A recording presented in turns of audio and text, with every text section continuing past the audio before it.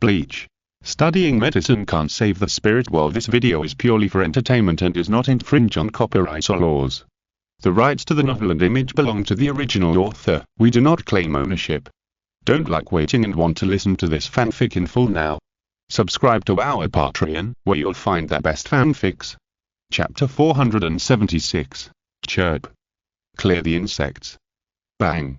Bang.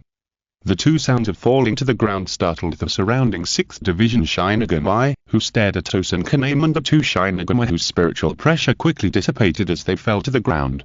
What happened? Attack. Was there an attack? But, Captain Tosen appeared. Amid the chaotic exclamations, there was a series of sounds of blades being unsheathed. Dozens of Shinigami in charge of the main gate area of Noble Street subconsciously drew their zanpakutō towards Tosen Kaname, and the head of the 6th Division shouted nervously, "Captain Tosen, please stop." However, Tosen Kaname did not stop at all and continued to walk forward. The spiritual pressure of the captain level emanated from his body, causing the palms of many Shinigami holding knives towards Tosen Kaname to tremble slightly. The gap between the captain level and the ordinary level Shinigami is a huge gap. At this moment, just the spiritual pressure emanating from Tosen Kaname made most of the Shinigami holding their zanpakutō hands tremble. The head officer of the 6th Division gritted his teeth and shouted again, "Captain Tosen, stop, or don't blame us for taking action." "Stop? Why stop?" Tosen Kaname murmured. "I only have justice in my eyes. Are you trying to block my pursuit of justice?" Almost at the same time as Tosen Kaname finished his words, Tosen Kaname drew out his zanpakutō from his waist. Scream. Kyomashi. Seeing this, the other 6th Division Shinigami also realized that something was wrong and subconsciously made various responses. Some performed their zanpakutō shy, some prepared to release their kitten, and some planned to send out a signal for help. Kyomashi second style. Red Locust. The zanpakutō Kyomashi in Tosen Kaname's hand shook, and instantly created a large number of sharp blades with sharp points at both ends that fell from the sky like a rainstorm, covering all the 6th Division Shinigami in front of him. Puff. Ah. Along with the continuous and piercing sound of flesh tearing, waves of screams were heard, echoing in some areas of Noble Street, causing the nobles who were originally enjoying various elegant or extravagant entertainments in Noble Street to be startled. What's going on? I seem to hear screams. Is there a traveler running here? What a bummer. Let's go and see. For a while, some nobles who were closer to the main gate of Noble Street either went in person or sent slaves to investigate the situation. However, when someone approached the main gate of Noble Street, what they saw was corpses everywhere. In the bloody scene of broken limbs and corpses scattered everywhere, Tosen Kaname, who was blindfolded, was covered in blood. There was no madness or pleasure on his face, but he was still muttering to himself, and his expression seemed to be doing something extremely sacred and righteous. Crazy, crazy. Captain Tosen is definitely crazy. Someone attacked Noble Street. In an instant, in the chaos, this news spread like crazy in Noble Street. From the beginning to the end, Tosen Kaname had no intention of stopping. He held his zanpakutō, Kyomashi, and carried out killing. He showed no mercy to any nobles who appeared in his spiritual pressure perception. However, after the initial chaos, the nobles in the Noble Street reacted, and were angry. Not all nobles live in the Noble Street. To be more precise, there are probably two tendencies among the nobles in the entire Soul Society. The first is similar to the Shifen Yuan family, the Kachike family, the Omida family, the Oki family, etc. These families, while maintaining their noble status, are also completely connected to the Gotti 13, and the noble mansions are also near the team's quarters. The second is the noble group headed by the Tsunayoshiro family, who follow and advocate a more ancient system. Compared with the Gotti 13, which has only been stationed in the Seireitei for more than 1,000 years, these more ancient noble groups are the ruling class that has maintained the Soul Society for tens of thousands of years. These noble groups not only control countless resources within Soul Society, but also a large number of important institutions and facilities within the Seireitei are controlled by them independently of the Gotti 13. Even the members of the Central 46th Chamber are actually just a group of representatives launched by these noble groups living in the Noble Street. According to the concept that Senju Cheng once understood, if the Gotti 13 is similar to the existence of the shogunate, these nobles represent the court. Moreover, these noble groups are basically like the older rulers of the Seireitei period, and each family has its own armed forces and foundation. The attack on Tosen Kaname today is tantamount to committing a crime in the eyes of the nobles in the noble street. A lowly person who was promoted from Rukongai dared to do such a treasonous thing. Reported to the Central 46th Office immediately, humph, so that's how it is. Is Tosen Kaname an accomplice of those disasters? This is not a place where a captain can mess around. These groups, who were once the ruling groups in the ancient times of Soul Society, sent out their own armed forces to try to kill Tosen Kaname on the spot. For a time, as a large number of noble armed forces gathered to attack Tosen Kaname, the chaos in the noble street also broke out completely. There may be almost no captain-level existence among the nobles' private armed forces, but there are many chief officers or vice-captains among them. Boom boom boom, although Tosen Kaname is a captain-level Shinigami, he is alone facing the private armed forces assembled by a large number of nobles. Tosen Kaname is the suppressed party. Even as a large number of noble armed forces surrounded Tosen in a small area of the noble street, some nobles had already begun to watch the battle with great interest, and even placed bets on how long Tosen could hold out. 10 minutes? No, at least 30 minutes. Even if Tosen is blind, he has been the captain for decades and his strength is still good. I bet 15 minutes at most. He is just a civilian captain of Rukongai. He is facing a large number of opponents with average strength of chief officers and vice captains sent by a CE and PS. In fact, if you compare it carefully, you will find that the structure of Soul Society in Bleach is quite similar to the power structure of Japan during the Warring States period. The Soul King or Emperor was made into a puppet, and the Shogunate or Gotti 13, which represented the samurai, rose strongly and was ruled by the Zero Squad with an alternative holding the Emperor hostage to command the princes.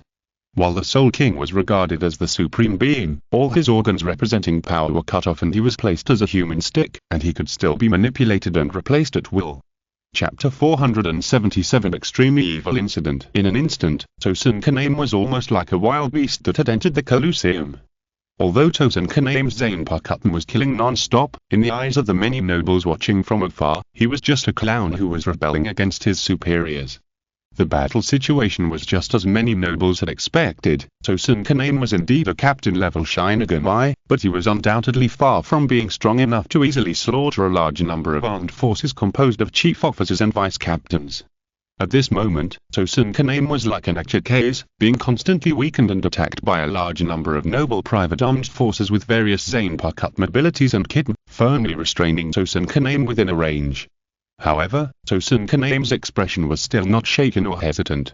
Sensing the increasing spiritual pressure around him, he forced a smile on his face and murmured, "Before justice comes, there will be a brief moment of darkness."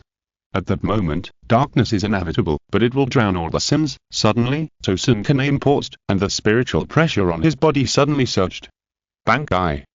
King Chong final style. In cricket. In an instant, a huge ellipsoidal black barrier was released from the zanpakutō in Tosen Kaname's hand, and in the blink of an eye, a large number of enemies including Tosen Kaname were completely covered. In this space, Tosen Kaname will forcibly deprive hearing, vision, smell and even spiritual pressure perception ability, leaving only the sense of touch to feel the pain of being slaughtered by Tosen Kaname. However, just as Tosen Kaname was inside the ellipsoidal black barrier, with a smile on his face, he was about to slaughter those noble armed forces. Suddenly, Tosen Kaname felt as if the palm holding the zanpakutō was restrained by something. The next moment, the binding suddenly tightened, and Tosen Kaname's spiritual pressure seemed to stop in an instant. The black barrier originally opened by King Mushi final style, in cricket was instantly broken like a bubble. As the barrier was lifted, a middle-aged man wearing the family emblem of the Tsuneshiro family, one of the four great nobles, held a shield in his hand. And there were several white cloths spreading out from the center of the shield, wrapping around Tosen Kaname's arm holding his zanpakutō. Although Tosen Kaname, who was blind, could not see what the binding was, he was very clear about his condition and spoke in shock. Bankai was forcibly lifted. The middle-aged man said with a look of satisfaction on his face. Captain Tosen seems surprised. But the Tsuneshiro family is a great noble family that controls the great spiritual book corridor, and they know everything about Captain Tosen's zanpakutō. Therefore, the head of the family gave me the artifact that can remove Captain Tosen for temporary use. Surprising? Tosen Kaname shook his head and replied. No, I am not surprised at all. If you nobles who are so corrupt that they make people sick were not so corrupt, how could Captain General Yamamoto compromise with you in every way? After a pause, Tosun-kane's disgust and hatred in his tone were almost undisguised. Oh, if I was not very clear about the power you possessed, I would have been unable to resist slaughtering all of you. The middle-aged man heard this and mocked. So? Captain Tosun is determined to die now. Suddenly, Tosun-kane smiled, pointed his finger at the sky, and smiled. Who told you that the darkness is the ability of my zanpakutō? Instantly, everyone looked up at the sky above the noble street, and their faces almost simultaneously revealed expressions of extreme astonishment. Black chamber. How could a black chamber appear silently inside the Seireitei? Just now, Tosun asked this guy to activate his bankai to cover up the sound of the black chamber being opened and prevent the initial instability of the black chamber from being destroyed. At this moment, many nobles who were originally watching with interest were also shocked. Especially, as a terrifying spiritual pressure filled with emptiness and nothingness came out from the black chamber, sweeping across the entire Soul Society like a storm. The faces of the nobles were extremely ugly. This is vast odd. The next moment, Dulcurasifa, who was wearing a simple white robe and whose emerald green eyes slowly turned like a piece of eternal ice that never melted, and who looked lonely and handsome, walked out of the black chamber. Moreover, without waiting for the nobles below to react, Dulcurasifa, who appeared in the Seireitei, backhandedly grabbed the black cavity behind him. In an instant, the entrance of the black cavity, which originally only accommodated a few people, was directly torn into an astonishingly large hole, even large enough to accommodate the black-cord heavenly punishment Minwan to pass through. One after another, the figures hidden behind that black cavity also appeared densely in the eyes of the nobles. Bilajum Rosenbone, Iharable, Grimjaujagrek, Yami Realgo. In addition to these figures standing in the front with terrifying spiritual pressure, behind them, there were also Waranses wearing the clothes of subordinates of the next level and a large number of difficult-to-see Jillians. In an instant, sensing the chilling spiritual pressure, the nobles of the entire noble street were completely in chaos. How come there are so many hollows? Didn't the expeditionary force clear Hutomundo decades ago? How come there are still such powerful and terrifying hollows? What is the Gotti 13 doing? They were completely unaware of the invasion of such a large group of hollows, and the various surveillance cameras set up by the Technology Development Bureau in the Damgai didn't give any warnings.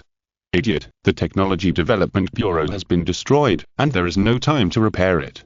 Quick, what are you still standing there for? Run! However, as Unkira stretched out a finger towards the center of the noble street below, a green ball of light quickly condensed between his fingers. Hollow flash.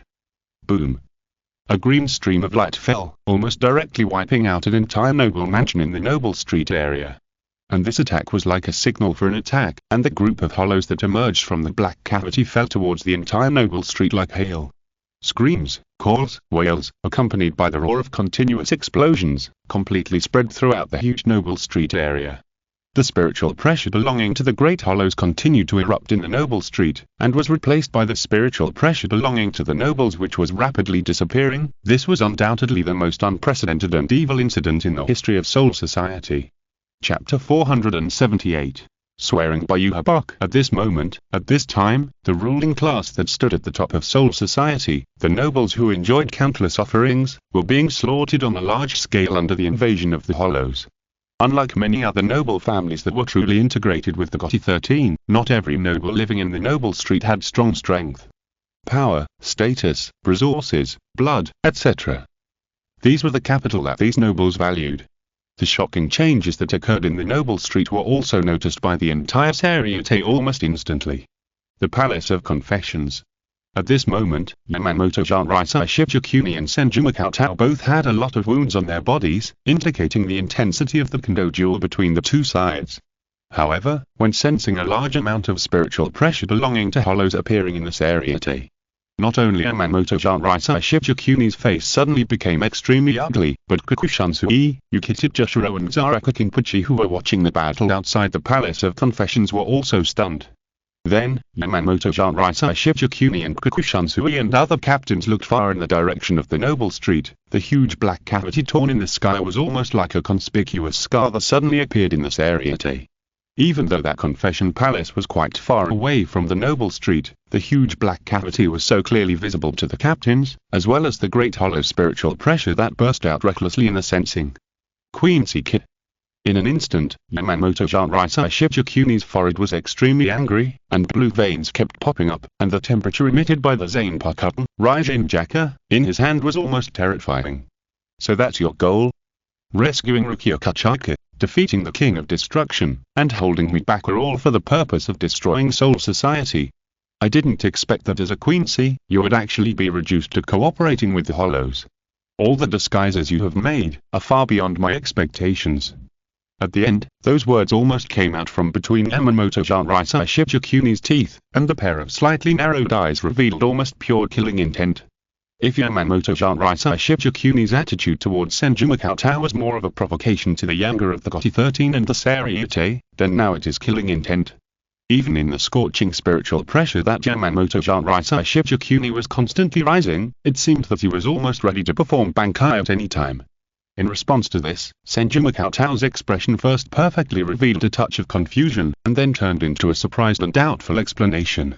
No, I swear by the founder of the Queency, Youthwatch, that the appearance of the Hollows has nothing to do with me, and I definitely did not plan this. As soon as these words came out, Yamamoto Shinrai Shichikuni frowned slightly, staring at Senju Cheng in front of him. Then, Yamamoto Shinrai Shichikuni slowly spoke. Little brat, whether what you said is true or false, if you think that you want to destroy the Seireitei just to this extent, then you are probably underestimating me. Senju Cheng's face changed for a while, and then he said. All this really has nothing to do with me. My goal from beginning to end was just to rescue Kachika Rukia. Apart from that, I didn't kill Aizen Sasuke at all. The death of Aizen Sasuke has nothing to do with me at all. As soon as I fought with Aizen Sasuke, inexplicably, he hanged himself in the wide path gate. After a pause, Senju Cheng continued. And the reason why I always hide my tracks in the Seireitei is because I feel that there is someone watching me all the time. I originally thought that the Gotti 13 was watching me secretly, so I deliberately let Captain Seireitei out to confirm it. Yamamoto Shinrai Shichikuni narrowed his eyes and asked. Then, Captain Seireitei. I placed her in an underground space, and Captain Seireitei can also confirm my words. Senju Cheng explained. At this time, Kakushansui and Jikitijashiro broke into the penitentiary palace by force, and landed not far behind Yamamoto Shinrai Shichikuni, and then shouted. Old man, I think what Kurosaki Makatao said is trustworthy. Yamamoto Shinrai Shichikuni turned his eyes and looked at Kakushansui. Being glanced at by his teacher Yamamoto Shinrai Shichikuni, Kakushansui's originally careless expression quickly straightened up and explained. In fact, Yukitik has always believed that it was quite suspicious that Kurosaki Makatao rashly killed Aizen Sasuke, and the series of actions that Kurosaki Makatao and the rest of the travelers did after they broke into the Seireitei seemed quite pure. Therefore, before the execution began today, I made all kinds of assumptions. If Kurosaki Makatao had other purposes, then there was no need for him to continue to disrupt the execution. After all, his goal of attracting the entire Gotti 13 through the execution had been achieved. On the contrary, Kurosaki Makatao and the rest of the travelers continued to save Kachika Rukia at all costs, which is enough to show that there are other reasons for the various unreasonable signs that have occurred in the Seireitei since the travelers appeared. So, Kakushansui pressed his bamboo hat and said. We may have been tricked by another guy. However, before Kakushansui could continue to pretend to be deep and say something, the majestic voice of Yamamoto Shinrai Shichikuni suddenly sounded and said. Then what are you still doing here? Kinpachi's are asking you to go to the Noble Street for rescue. Don't you think it's meaningless to analyze this now? No, what I want to say is, Kakushansui looked at Kurosaki Makatao and said. In this situation, if we want to quell the unrest as soon as possible, have a short truce with the travel disaster Kurosaki Makatao, or even form an alliance. The next moment, a terrifying flame suddenly swept past Kakushansui's side, and everything in its path was burned to ashes. Kakushansui couldn't help swallowing his saliva. Kakushansui. Yamamoto Shinrai Shichikuni, who maintained the posture of swinging the sword, spoke lightly. What nonsense are you talking about? Just a bunch of bastardo. Do you think I have reached the point where I can't even hold my zanpakutō steadily? You actually proposed that I take the initiative to form an alliance with a group of traveling blighters who broke the rules of Seireitei? This kind of thing is 1,000 years too early. At this moment, what emanated from Yamamoto Seireitei Shichikuni was absolute dominance and self-confidence, and the raging flames burning on his body made Kakushansua seem to see in a trance the back of the man who was decisive and murderous, and who established the Gotti 13 on countless corpses nearly 1,000 years ago. Chapter 479 Prince of the Other Heart. Seeing this scene, Senju Cheng couldn't help but smile. Perhaps, Yamamoto Seireitei Shichikuni was unwilling to bow to Senju Cheng because of his stubbornness as an old man. Or perhaps, under the seemingly stubborn and proud appearance of Yamamoto Seireitei Shichikuni, he was thinking of taking this opportunity to weaken the noble groups representing the central 46 chambers.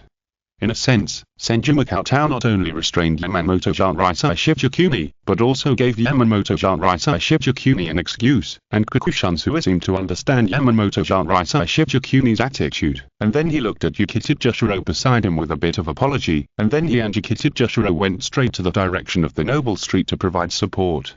As for Yamamoto Seireitei Shichikuni, his gaze turned and fell on Senju Cheng again. "Kid, the game is almost over.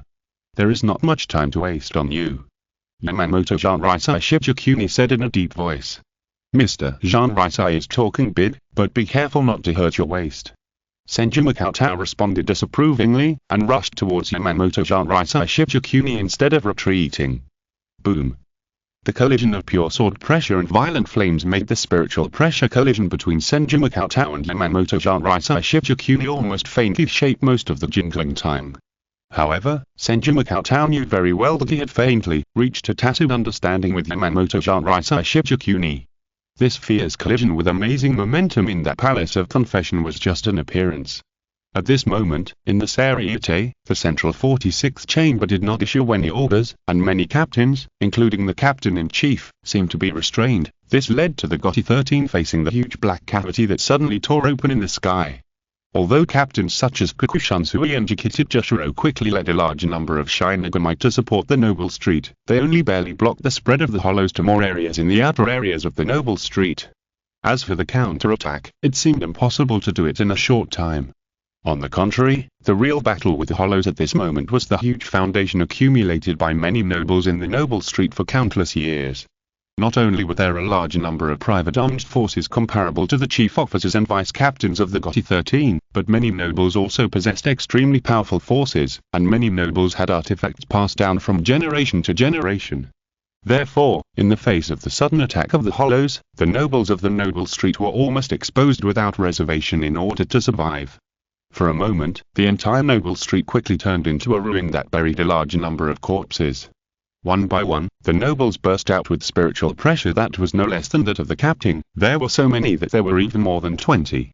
Although the hollows that attacked the Seireitei this time were led by nearly half of the 10 Espadon members and a large number of subordinates, under the crazy resistance of the nobles, it seemed to have become a stalemate. In addition, there were a large number of Shinigami constantly coming to support the periphery of the noble street, and King Pachizaraki was constantly interspersed among them like an excited and crazy beast. Perhaps the hollows still had the absolute initiative, causing almost devastating damage to the noble street and slaughtering a large number of nobles, but if they wanted to really uproot all the nobles in the noble street, the situation would begin to tilt. On the top floor of a building that could overlook most of the area, Zaraki, who was sensing the changes in the entire Seireitei almost in real time, continued to state calmly. "In half an hour, the barrier that blocks and opens the Black Chamber will be formed. The captains who have arrived at the outer perimeter of the noble street for support are Kakushansui, Yukita Jushiro, Zaraki Kenpachi, Kurosaki Mayuri. In 10 minutes, the first wave of support from the nobles who have moved out of the noble street and fully joined the Gotti 13 will arrive, led by Kachika Jinrin, and it is expected that there will be 4 captain-level combat forces." So far, Yamamoto Seireitei Shichikuni and Kurosaki Cheng are still fighting fiercely, and the battle between the captains on the double killing hill and the Tadazi has also entered the final white-hot stage. Listening to the intelligence statements, Aiden Sosak's eyes seemed to be completely unconcerned about the situation that seemed to be very good, but seemed to be overturned at any time. Instead, he raised his eyes and looked far away at the sky above the Seireitei, and said in a distant and gentle tone, "Did Cheng listen to the intelligence from Zaraki-kun in the past?" Zaraki glanced at Aizen Sosaki and answered calmly. "In the past, I had not escaped from the hell, and the thing that communicated with Cheng was actually my zanpakutō, Ryorotekuru." "Oh?" Aizen Sosaki suddenly turned around and looked at Zaraki and asked, Can you let me see your zanpakutō? Zaraki Fuai was startled, but quickly regained his rationality and calmness and asked. My zanpakutō is not in my hand, but it is always by my side. Can't you see it? Aiden Sosok shook his head. So, you are not Senju-sama? Zaraki Fuai replied. Aiden Sosok was silent for a while, then pushed his glasses and said. I see, it is true, Makoto is irreplaceable. I can understand this idea very well. After a pause, Aiden Sosok spoke. However, Zaraki-kun, can you please temporarily close your senses for the next words? Why? Zaraki Fuai frowned and asked. Because, once Zaraki-kun hears some whispers, the power of zanpakutō Ruroyu may have an unpredictable impact on the plan. Aiden Sosok answered. Zaraki Futaro was stunned when he heard this, and then he realized something, and a bit of shock appeared in his eyes. I see Zaraki-kun guessed it. Aiden Sosok smiled and replied. But isn't that person dead? Zaraki Futaro asked puzzledly.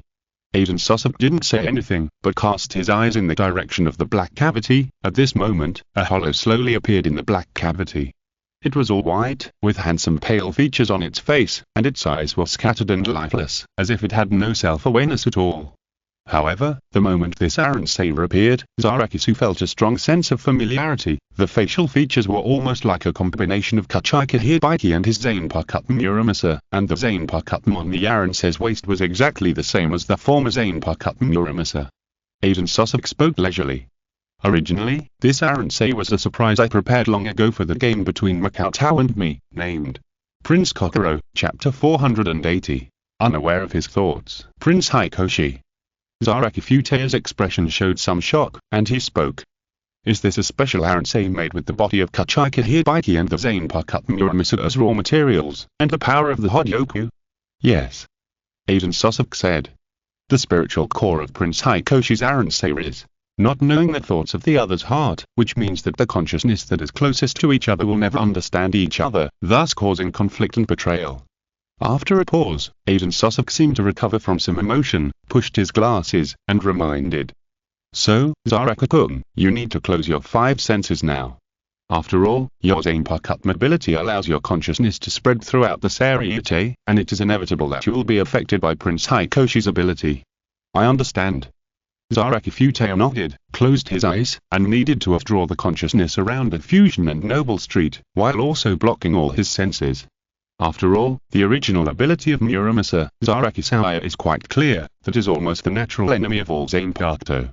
Once you lose he was influenced by that strange ability in Rebels, not only will Zaraki-sama be unable to use the ability of zanpakutō in a short period of time. More importantly, with you lose Ryu's bad taste, it is very likely to tell Aiden Sosok some secrets that should not be told, which would be bad. As Zaraki-sama closed his eyes, Prince Hikoshi who appeared also drew his zanpakutō from his waist, and a voice that seemed to be full of resentment slowly uttered. Returning to the blade, Prince Hikoshi.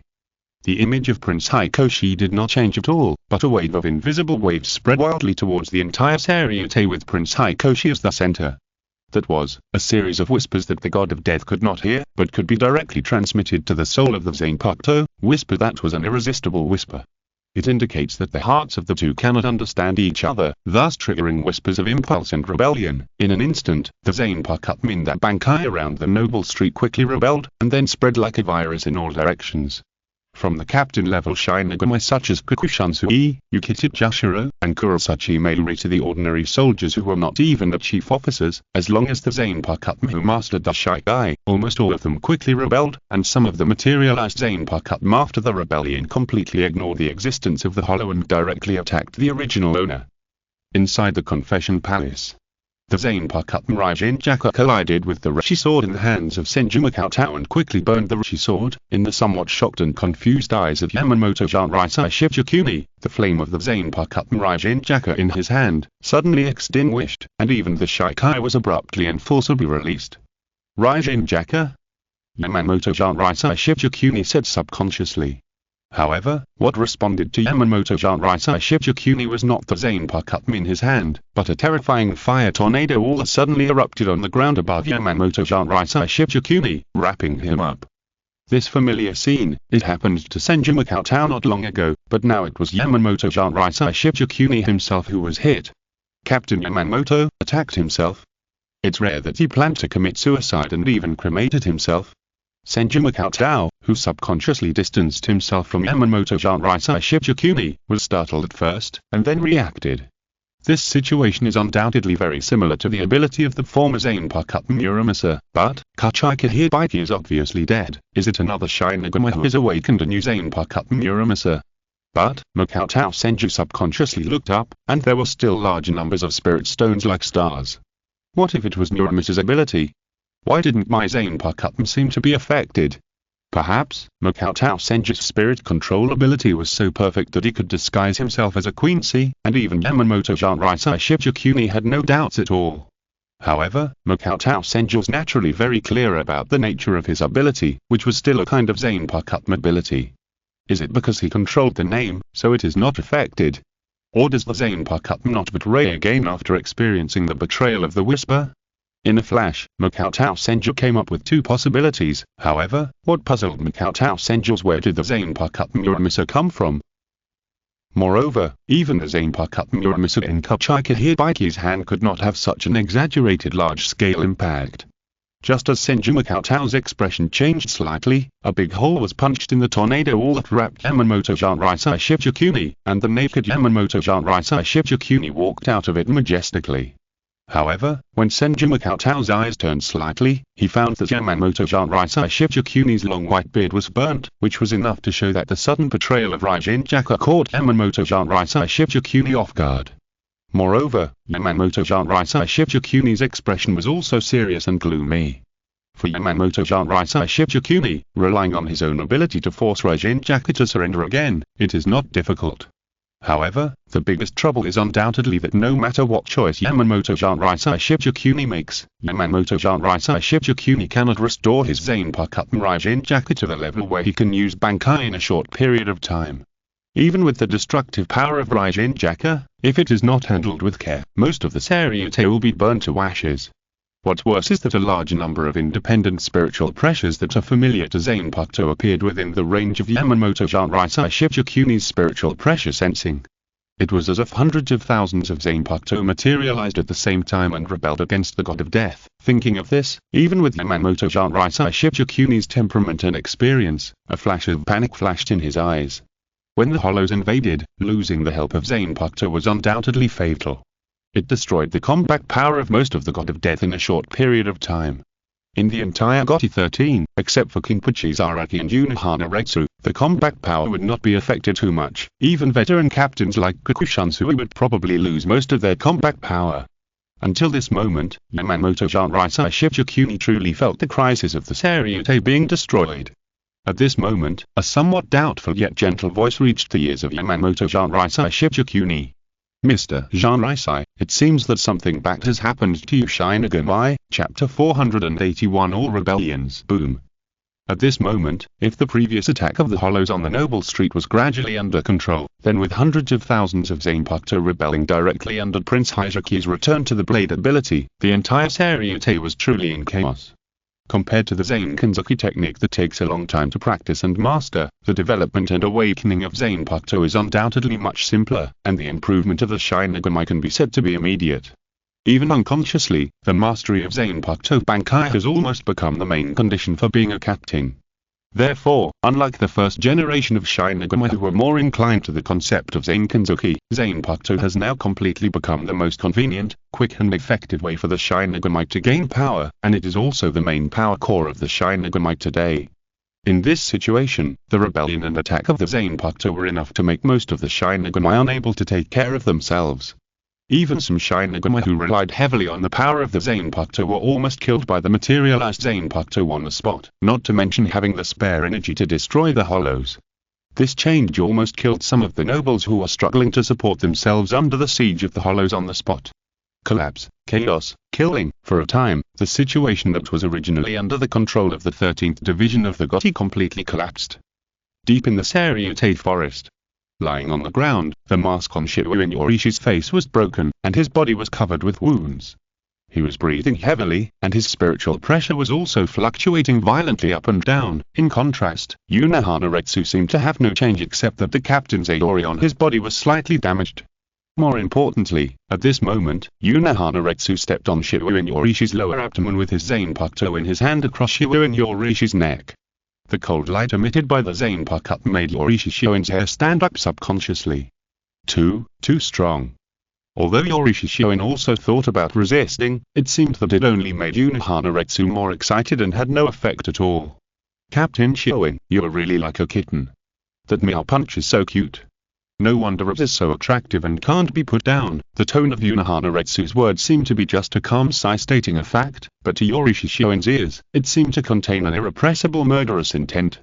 Even the zanpakutō that was pressed against Yorishi Shoin's neck seemed to be more closely attached to Yorishi Shoin. Hehe, Yorishi Shoin said with difficulty, forcing a smile on her face. Unohana-senpai, I'm so proud. I was just joking with you just now. Oh? Senior. Unohana Retsu tilted his head slightly and said. Captain Shinigami is so polite now, which makes me a little uncomfortable.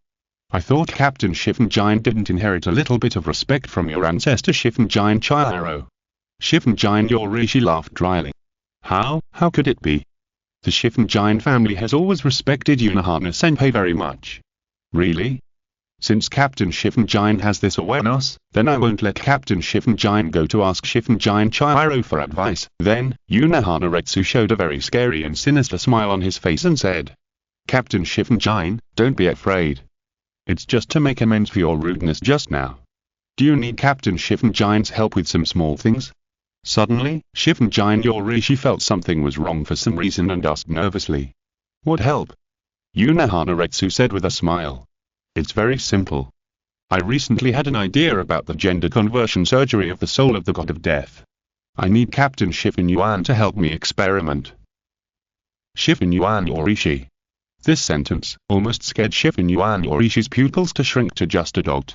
Although Shinigami Yorishi's usual style of doing things is quite bold and straightforward, there is no lack of bad taste in teasing innocent boys, and he also has exhibitionism and nudity. However, this does not mean that Shinigami Yorishi likes to become a man. Subconsciously, Shinigami Yorishi inexplicably thought of Kurosaki Makatao. If Unohana Retsu performed the kind of Untai-level surgery on her, and when she returned to the form of a black cat and was rubbed by Kurosaki Makatao, what if the guy found that there were some extra things on her body? Will she be expelled from the flower shop? The next moment, Shinigami Yorishi quickly retracted her divergent thoughts, smiled awkwardly, and said weakly. Captain Unohana is really good at joking. I'm not joking. Unohana Retsu said with a smile. It just so happens that Captain Shinigami may have to pass the position of the head of the family to your brother because of her female identity. In this way, isn't it also helping Captain Shinigami? This, Shinigami Yorishi said nervously and stuttered. I can ask my brother Shinigami Yushiro to assist Captain Unohana. For a moment, Unohana Retsu was stunned. However, before Unohana Retsu could react and was about to say something, the invisible wave radiated from the return of the Prince of the Heart spread over Unohana Retsu's body. Then, Unohana Retsu lowered his head to look at the zanpakutō in his hand, turned his eyes, and looked to their side. What caught Unohana Retsu's eyes was a strange creature that seemed to be made of blood, and its outline was quite similar to the flesh and blood Shijuku after Unohana Retsu's zanpakutō was released. More importantly, the spiritual pressure emanating from that strange blood-colored creature was terrifying, as if it had instantly put Shibuya Yorishi in a sea of blood and corpses. Hitsuku. Unohana Retsu glanced at it, and then denied it. No, did it directly materialize with all its essence? As soon as these words came out, Shibuya Yorishi was stunned. As for the ability of Unohana Retsu's zanpakutō, Shibuya Yorishi, who was almost cut off by Unohana Retsu, naturally knew a lot about it. This strange scene in front of her instantly reminded Shibuya Yorishi of the strange ability of the zanpakutō Muramasa in the hands of Kachika Hibiki 100 years ago. How could it be? Isn't it Muramasa's ability to make the zanpakutō's spirit materialize and rebel against its master? Shibuya Yorishi said, and then realized that something was wrong. How terrifying would Captain Unohana's zanpakutō be after it materialized? If you're listening to this novel on a channel other than Fanfic World, it means they downloaded and uploaded it without effort. We cordially invite you to visit our channel, Mundo Fanfic Novel, as there you'll find the original version of this story and you can explore many other novels of various genres. We're waiting for you to immerse yourself in a world of incredible novels. Chapter 482. 8,000 Flows Secret Art. One Blade to Kill Jin. The blood-colored spiritual pressure spread out like a sea of blood and corpses. When Shifen Yuan Yorishi came to his senses, Jin had already opened the blood-colored space to completely cover Unohana Retsu and himself. With his smooth black hair, Unohana Retsu slowly turned his head, stared at Jin's direction, and said, Jin, I advise you not to do this. Jin's appearance, which seemed to be made entirely of blood, slowly changed, and gradually turned into a human figure. The posture and figure were exactly the same as Unohana Retsu, but the facial features were blurred. Yarai, then, Jin shouted out Unohana Retsu's past name, and the voice was filled with strong murderous intent. You've fallen, Yarai, why? Why did you deliberately suppress the killing instinct in your body? You can clearly hear it, right? The killing instinct is crying, and it has been crying for 1,000 years. You are betraying your own heart. Why? Fighting is obviously the way that makes you happy, right? Why do you torture yourself like this? The murderous questioning did not change Unohana Retsu's calm expression at all. He simply withdrew his foot from Shiwen Yorishi's lower abdomen, turned around to face Jin, and answered. Jin, my name now is Unohana Retsu, and Yarai is just a discarded name. No. Jin's blurred face seemed to be distorted between extreme anger and murderous intent, and the spiritual pressure that erupted from his body made Shiwen Yorishi slightly breathless. Yarai, there is absolutely no need for you to suppress yourself like this.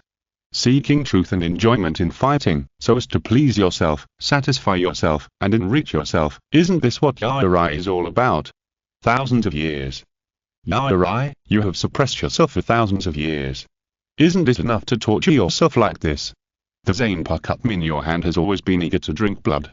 Fight, fight, fight. Isn't it better to cut off everything you want to cut off? Yarai. Just like the wild cat lying at your feet, why did you choose to stop at the critical moment? What are you worried about? Hearing this, Unohana Retsu's expression changed slightly, and his voice sank. Jin, you talk too much, shut up. Ha ha ha ha. Jin's voice became a little hysterical, and he said. Are you feeling guilty? Yarai. Shouldn't you face your own heart?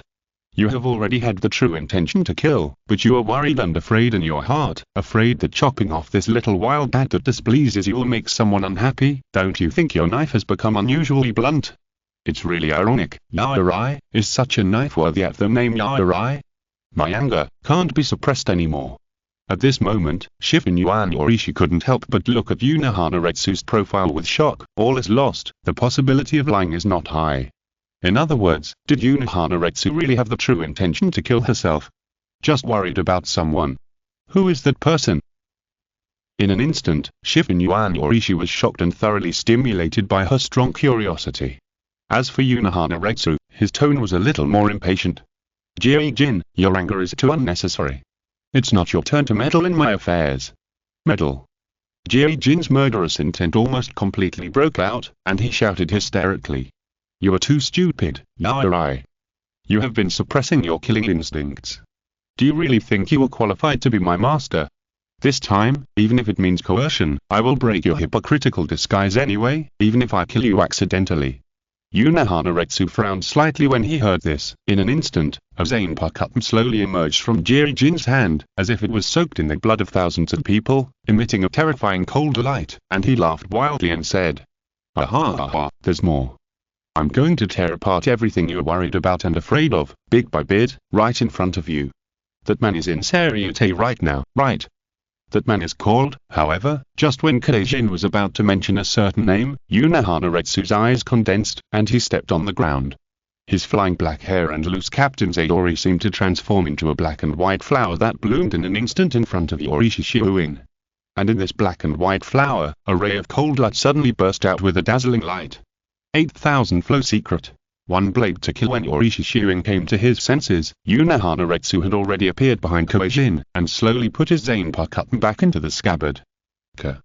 The last sound of the sword returning to its sheath rang out, and hundreds of knife marks suddenly appeared on Jin's body, and then they instantly disintegrated into a large piece of blood that spilled on the ground, and the blood-colored space that was opened also disappeared. Only the zanpakutō that Jin had originally held in his hand was broken into hundreds of pieces, lying quietly on the ground reflecting a somewhat dim light. Gigulu. It was too terrible. Shifu Yuan Yorishi suddenly understood how many times he had been rubbed back and forth on the edge of death. In an instant, Shifu Yuan Yorishi had almost no resentment towards Unohana Retsu, but was full of respect and gratitude for Unohana Retsu's grace of not killing him. Unohana Retsu turned around and threw away the other zanpakutō that was cut off on the ground, stepped on it mercilessly, and said in a calm and indifferent tone, "Jin, it seems that I have been too kind to you in the past 1,000 years, and it has made you have some kind of illusion. As a sword, you must have the awareness of a sword." After a pause, Unohana Retsu walked in front of Shifu Yuan Yorishi, and looked at Shifu Yuan Yorishi with eyes that seemed to be calm, which made Shifu Yuan Yorishi's hair stand up again. In the end, Shifu Yuan Yorishi seemed to have completely accepted his fate and said, "You, Captain Unohana, your suggestion, I have seriously considered it, and it's not impossible, but, can you be gentler?" Unohana Retsu heard the words, suddenly puffed and laughed, stretched out his hand to tie his messy black hair into a braid again, and his expression seemed to have returned to his usual gentle and elegant appearance in the blink of an eye, and then said, "Captain Shifu Yuan, you are joking, it was just a joke just now." Chapter 483 Sakura's Defeat. Play, a joke? Shifu Yuan Yorishi naturally wouldn't believe it, but instinctively, Shifu Yuan Yorishi had no intention of being naughty in front of Unohana Retsu.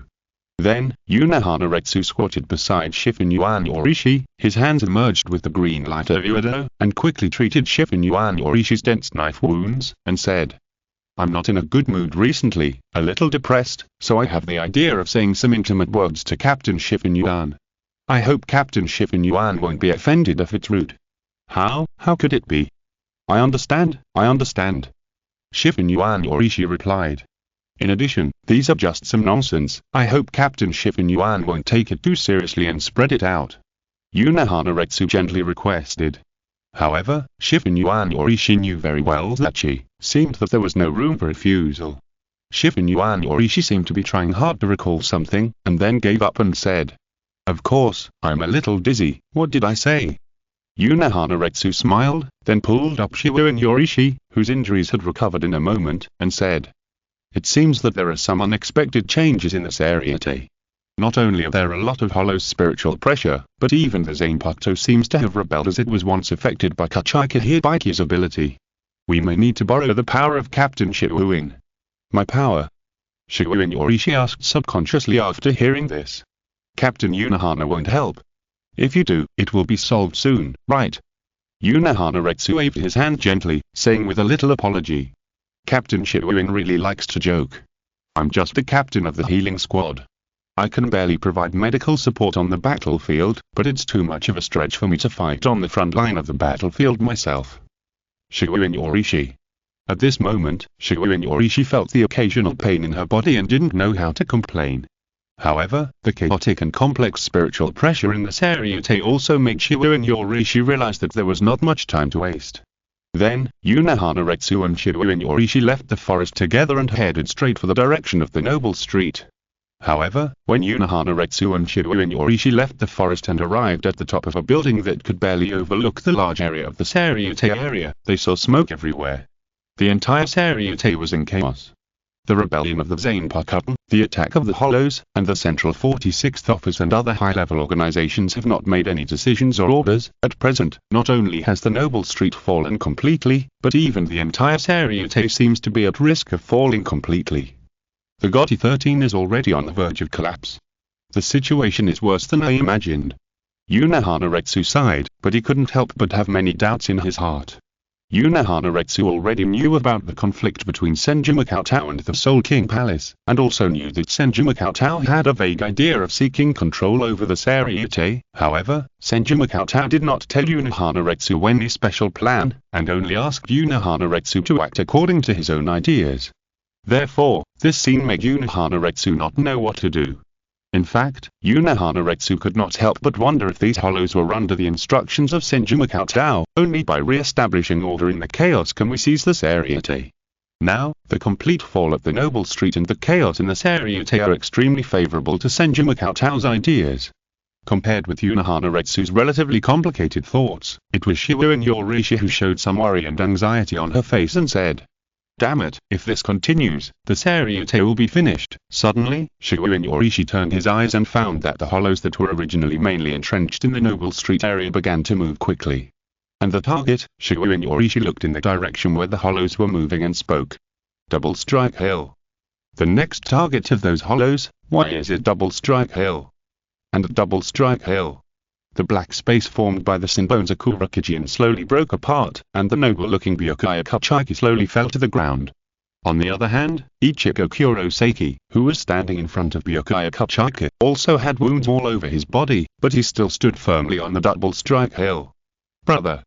Seeing this, Rukia Kachiki, who was originally watching from a distance, showed incredible shock on her face, and hurriedly ran towards Byakuya Kachiki with an exclamation. However, before Rukia Kachiki could pounce on Byakuya Kachiki, under the gaze of Byakuya Kachiki who barely raised his eyes, Ichigo Kurosaki reached out and hugged Rukia Kachiki by the waist halfway, and said, Rukia, don't worry, I deliberately avoided Byakuya Kachiki's vital points and didn't hurt his life. Byakuya Kachiki. Seeing this scene, Byakuya Kachiki's eyes, which were about to droop, were almost forced to widen again, and the raging anger almost burst out. However, being picked up by Ichigo Kurosaki again in public, and in front of her seriously injured brother Byakuya Kachiki, Rukia Kachiki couldn't help but struggle slightly and said, Ichigo, let me go, let me see my brother. Ichigo Kurosaki refused repeatedly. No, Rukia, what if Byakuya Kachiki kidnaps you again and wants to execute you? Stupid, my brother won't hurt me, let me go. Rukia Kachiki said. Don't move, Rukia, here's our. Hearing the sudden sound made by Ichigo Kurosaki, Rukia Kachiki's body suddenly froze, and she said nervously and concernedly. What's wrong? Ichigo, did I hurt you? No, it's okay, you just moved too much and accidentally touched the wound, Ichigo Kurosaki responded, then said with his teeth bared. Rukia, I won. Do you believe that I have the ability to protect you now? Rukia Kachiki was stunned, staring at Ichigo Kurosaki blankly, and then she reacted from a shocking fact. Won? Ichigo really won? That perfect brother actually lost, how is it possible? Ichigo not only mastered the initial release in such a short time, but even completely mastered the Bankai. Thinking of this, Rukia Kachiki couldn't help but look closely at Ichigo Kurosaki in front of her. He had orange hair, a bright and warm smile on his face, and he was wearing a black robe that seemed to be formed by Bankai. Rukia Kachiki pursed her lips hard, trying to stop the tears in her eyes, and whispered. Thank you, chapter 484. The chest pierced through. Thank you. Listening to Rukia Kachiki's apology and looking at the girls pretending to be strong, Ichigo Kurosaki was about to say something. Stop it. Ichigo Kurosaki. Byakuya Kachiki clenched his fist with sand in one hand, supported his body with his zanpakutō in the other hand and slowly stood up. His embarrassed posture revealed unprecedented rage. Do you think you have won? Rukia needs a mere travel disaster to protect her. What a joke. The next moment, Byakuya Kachiki barely stood up again. His eyes, which had been gradually blurred due to overdrawn, regained their sharpness. The cherry blossoms that had fallen to the ground slowly gathered in the direction of Byakuya Kachiki again. However, at this moment, some invisible wave swept past, and Ichigo Kurosaki's Bankai state that was originally maintained disappeared instantly. In addition, even the Great Red Lotus Horinmara that Hitsugaya Toshiro had been maintaining was also released, and instead, Zanjitsu and Horinmara materialized and appeared on the double killing hill. In an instant, Hitsugaya Toshiro, who was still barely able to keep restraining Seireitei, was instantly thrown to the ground by Seireitei, who was like a terrifying muscular man, and then pressed and rubbed desperately. However, soon, with Horinmara's direct participation in the battle, it became a melee between the shot-alike Hitsugaya Toshiro, the cold-looking handsome man Horinmara, and the muscular man Seireitei. This sudden and familiar change made Kachiki Byakuya startled, and then he subconsciously looked at the zanpakutō, Senbon Bancho in his hand. What made Kachiki Byakuya feel at ease was that Senbon Bancho, which had once rebelled under the guidance of zanpakutō, Muramasa, had not yet changed this time. But, Kachiki Byakuya's eyes fixed, and he also realized that something was wrong. As for Ichigo Kurosaki, he was being chased by Zanjitsu's materialization with a confused look on his face. Ichigo Kurosaki, it seems that I don't have time to play this kind of travel disaster game with you. Then, Byakuya Kachika flashed and took advantage of the opportunity when Ichigo Kurosaki was forced to fight Zanjitsu to take Rukia Kachika back to his arms. Rukia Kachika, who was being fought back and forth by the two men, blinked her eyes, and was somewhat afraid to look directly at Byakuya Kachika, who had a cold and serious expression in front of her. She subconsciously lowered her head slightly. Brother, humph. Byakuya Kachika glanced at the battle situation of the double-killing hill in front of him. The unexpected change similar to the ability of Zanpakutō made Byakuya Kachika alert in his heart, but it also helped Byakuya Kachika a lot invisibly. Ichigo Kurosaki's Bankai was forced to be released, and then he fought with Zanjitsu's materialization. As for Hitsuge Yatsuro, who was originally in danger under Ishidori's attack, after Horimaru intervened in the three-way melee, he was able to completely restrain Ishidori. Then, Kachika Byakuya looked at Kachika Rukia who was in his arms and shouted in a serious tone. Rukia, don't forget the honor of being a member of the Kachika family. You don't really want to follow that brat Kurosaki Ichigo to leave Soul Society, do you? Of course not. Kachika Rukia hurriedly replied with a guilty conscience. Humph, it's better not. After saying this, Kachika Byakuya paused and said, if you follow that little brat to leave Soul Society, then you will always be hunted down by the 2nd Division. If you stay in Soul Society, I can still protect you in the name of the Kachika family. Ah? Kachika Rukia was stunned, and looked up at Kachika Byakuya in disbelief. Her little head was even a little bit unresponsive, and she said subconsciously, but, haven't I been sentenced to death by the Central 46th Chamber? Could it be that my brother is? Before Kachika Rukia could finish, Byakuya Kachika interrupted her. Don't think too much. It's just that after careful consideration, I think that the Central 46th Chamber's judgment this time has many omissions and is not rigorous. As a model of nobility, the Kachika family should raise doubts and refuse to admit it. After a pause, Byakuya Kachika's eyes became more wandering, and he said in a cold tone. In short, the Kachika family will handle the judgment. You will never be allowed to leave Soul Society with the brat Kurosaki Ichigo. Do you understand? Rukia Kachika responded subconsciously. Yes. Just understand. The situation is chaotic now. I will first, however, a series of fierce air explosions suddenly sounded, and Byakuya Kachika subconsciously dodged to the side. The next moment, a green flash almost brushed Byakuya Kachika's body and hit the ground behind him, causing a huge explosion. Captain of the 13th Gotti Squad, please hand over the Shinigami in your hand to me. With a cold tone, Ulquiorra slowly landed in front of Byakuya Kachika. The terrifying vast old level Aaron Seireitei swept across the double-killing hill like a raging wave. Under the terrifying Ratsu, Rukia Kachika's brain almost felt blank, and even her breathing seemed to become unusually difficult. However, as Rukia Kachika was put down, Byakuya Kachika's figure blocked in front of her. A mere hollow, are you planning to be rude to the Kachika family? As Byakuya Kachika's cold tone sounded, countless cherry blossoms that still maintained their Bankai Senbon Bancho began to spin around Byakuya Kachika. Ulquiorra raised his dark green eyes and said, your spiritual pressure is almost exhausted. It's just a pointless resistance. Why do you have to deceive yourself with this attitude? If you want to die, you can go ahead and try. As Byakuya Kachika said this calmly, the countless cherry blossoms that originally surrounded Byakuya Kachika almost rioted and rushed towards Ulquiorra frantically. Just when Ulquiorra was about to be drowned by countless cherry blossoms, Ulquiorra's arm swung to the side, and the violent aftermath almost instantly tore countless cherry blossoms apart. The elegant and cold figure disappeared in the blink of an eye.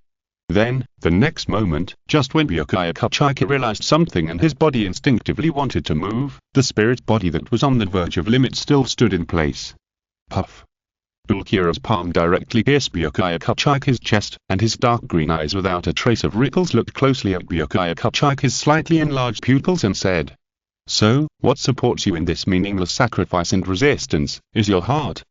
But it seems to be meaningless. I will still take the woman behind you away. In the end, your heart has not brought any changes. Chapter 485 Wooden Stark Lamp. I will still take her away. Your heart has not brought any changes. Kachika Byakuya felt a sharp pain in his chest. When the indifferent voice that was so close to him reached his ears, it made Kachika Byakuya feel that it seemed so elusive and far away. Puff. As Ulquiorra pulled out the arm that pierced Kachikabuyokaya's chest, a large amount of blood spurted out instantly, and Kachikabuyokaya fell to the ground weakly. Brother!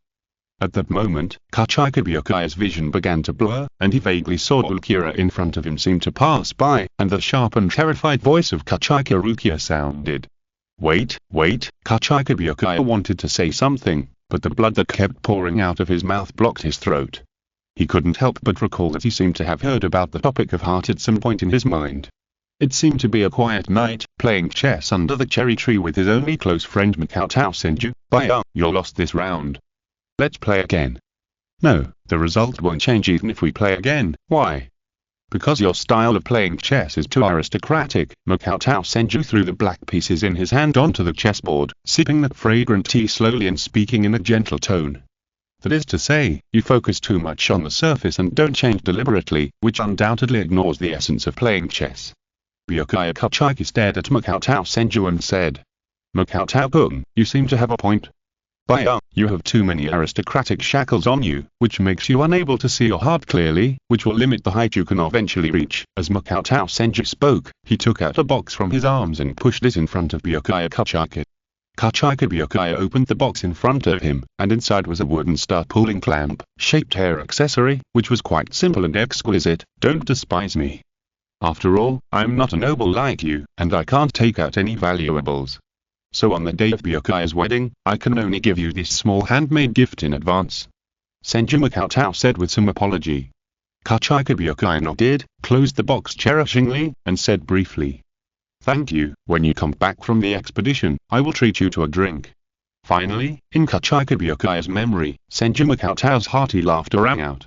Ha ha ha, no problem, if your chess style can change a little by then, it will be even better. Plop. Kachikabuyokaya's body fell heavily to the ground, his head knocked forward on the ground, his eyes gradually began to blur, and the blood on his chest almost stained his body in an instant.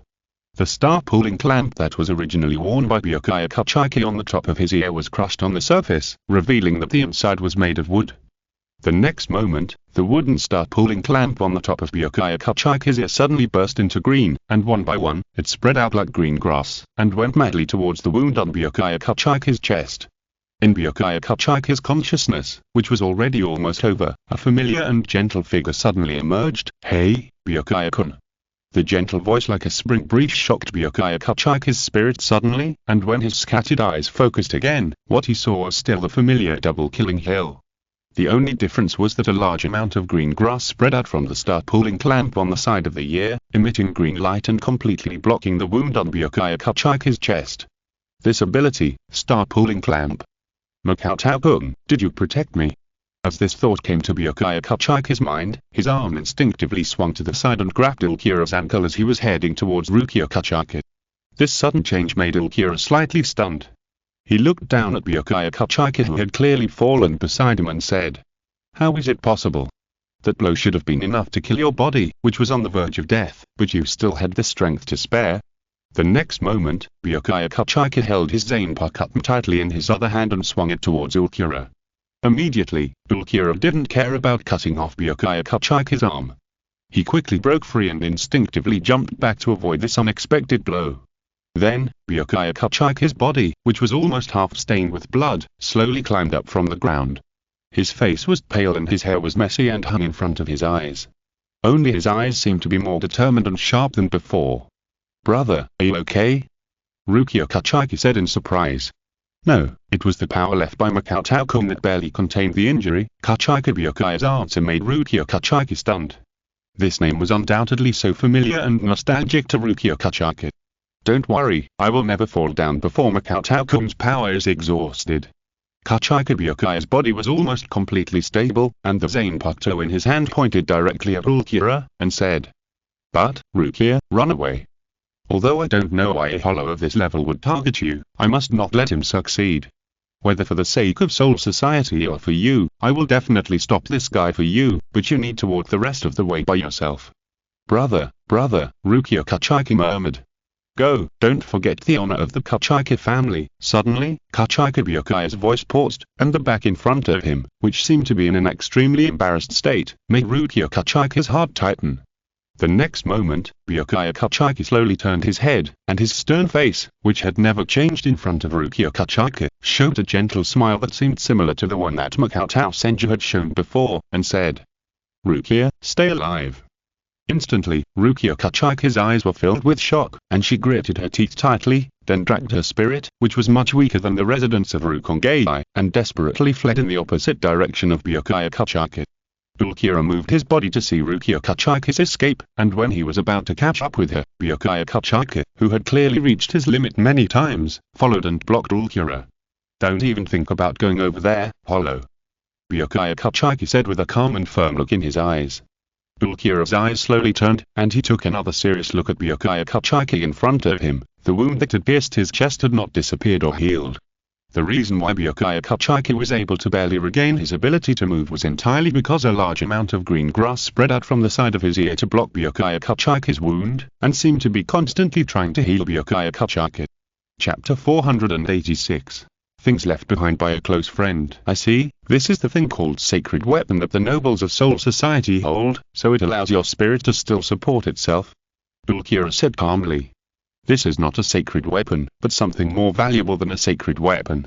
It is a gift from my best friend, Byakuya Kachiki." Byakuya's tone revealed pride and gratitude. "Best friend?" Ulquiorra seemed to ponder the word for a while, then said, "But what's the point? Even if you can stand up in front of me in your current condition, I'm afraid you can't even release your zanpakutō, right? Hehe, don't underestimate the last time that my best friend bought me." Byakuya covered the wound on his chest that was filled with green grass with one hand, and looked at Ulquiorra in front of him calmly, turning the zanpakutō in his hand upside down, and then letting it fall to the ground. "Bankai! Senbon Bancho!" Instantly, in front of Ulquiorra's somewhat surprised eyes, a powerful spiritual pressure suddenly erupted from Byakuya Kachiki, who should have had difficulty even standing up. Giant blades quickly rose behind Byakuya Kachiki and then scattered into endless cherry blossoms. However, those cherry blossoms did not rush towards Ulquiorra like a vast ocean, but instead gathered towards Byakuya Kachiki madly.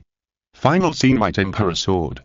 When the last petal of cherry blossoms gathered in it, Byakuya Kachiki was almost completely enveloped by the materialized white light, and his wings slowly spread out behind him. The White Emperor Sword held in both hands exuded a terrifying power. At this moment, Byakuya Kachiki completely became the center of the entire Cheng-ge hill. The special posture final scene: White Emperor Sword made hundreds of millions of cherry blossoms converge into one point. "I see, the last struggle," Ulquiorra said lightly, then pulled out his zanpakutō from his waist and spoke. "In that case, let me personally cut off your last consciousness." Without saying anything again, Byakuya Kachiki took a step forward. The next moment, the wings behind Byakuya Kachiki shook, driving Byakuya's already overwhelmed body towards Ulquiorra. Boom! Rukia Kachiki, who had been running all the way to the edge of the Double Death Hill, suddenly turned back and saw the huge impact caused by the collision between the final scene White Emperor Sword and some kind of force. "Brother!" Rukia Kachiki's eyes were filled with tears, and her mind was almost a mess. In fact, until now, Rukia Kachiki's mind was confused, and she had no idea what was going on. First, she was inexplicably sentenced to a rare capital punishment, and then Ichigo Kurosaki and those idiots actually broke into the Seireitei to save her, and then it seemed that the entire Soul Society was involved in the war. Now, even those hollows with a terrifying aura wanted to hold her hostage. Damn it. "Brother, you must be okay." Rukia Kachiki gritted her teeth, searched for a moment, and then locked onto the direction of the Palace of Confession. If she remembered correctly, Captain Yamamoto and Teacher Kurosaki were in that direction. As long as she asked them for help, she would be fine. However, just as Rukia Kachiki moved her feet and wanted to rush to the direction of the Palace of Confession as soon as possible, she suddenly bumped into a figure. Bang! Rukia Kachiki's weak body hit the ground with a heavy blow. "What? Another brat with no breasts and no butt. I hate it so much." With an extremely impatient voice, Grimjao's rebellious appearance broke into Rukia Kachiki's eyes. What made Rukia Kachiki's hands and feet cold was, behind Grimjao, a large number of hollows appeared densely, including Haribel and Yami, who left a deep impression on Rukia Kachiki. The next moment, before Rukia Kachiki could react, Grimjao grabbed her collar and lifted her up skillfully. However, at this moment, a crescent-shaped impact came from the side and slashed Grimjao's arm. Bang! The huge impact made Grimjao's palm loosen subconsciously. When he reacted again, Ichigo Kurosaki had already snatched Rukia Kachiki away. Suddenly, an undisguised laugh came out of Yami's mouth, saying, "Ha ha ha, Grimjow, the little brat escaped from your hands again." After this, not only Yami, but also many subordinates couldn't help but twitch their shoulders, but they dared not laugh out loud, as if it was some kind of taboo. "Yami, if you don't want to die, shut up." Grimjow, with a dark face, warned angrily, and the whole person quickly chased in the direction of Ichigo Kurosaki. However, Kakushansui flashed from the side and stood in front of Grimjow, saying, "Sorry, this rug is for accelerator." Following closely behind him were Yukita Joshiro and Kurosachi Mayuri, the two captains who also dealt with the rebellious zanpakutō materialization in a very short time and came to support. The next moment, a burly figure landed behind Grimjow, and the violent spiritual pressure that was raging made Grimjow's body feel slightly depressed. Turning his head, he saw that it was King Puchizaraki who had already removed his blindfold and was covered in blood. However, as Bailijin, Hannibal, and Yami approached with a large number of subordinates, the terrifying spiritual pressure made Kakushansui's expression sank, and he murmured, "Although we have dealt with those materialized zanpakutō, there is no way to restore Bankai in a short period of time. It seems a bit difficult to fight these monsters with Shikai. Indeed, the situation is quite bad. I hope the captain can make a decision as soon as possible." Yukita Joshiro responded, "No, I'm afraid I can't count on it. If I don't want the Seireitei to be destroyed by the Bankai Zanpakutō, I must do my best to suppress the materialization of Raijin Jaka at all times," Kakushansui responded, and then said, "The hope now is that I will put aside my grudges and form an alliance with Ryohine, otherwise things will be troublesome." At this moment, the wave of the 77th way of binding Tenjokura swept across the entire Seireitei almost instantly, capturing all the spiritual pressure except for the hollows, and a hurried voice sounded. "I'm the vice captain of the 1st Division, Chojiro Suzuki. I am here to deliver the following information in compliance with the order of the Captain General, Shinigami Yamamoto, Shichikuni.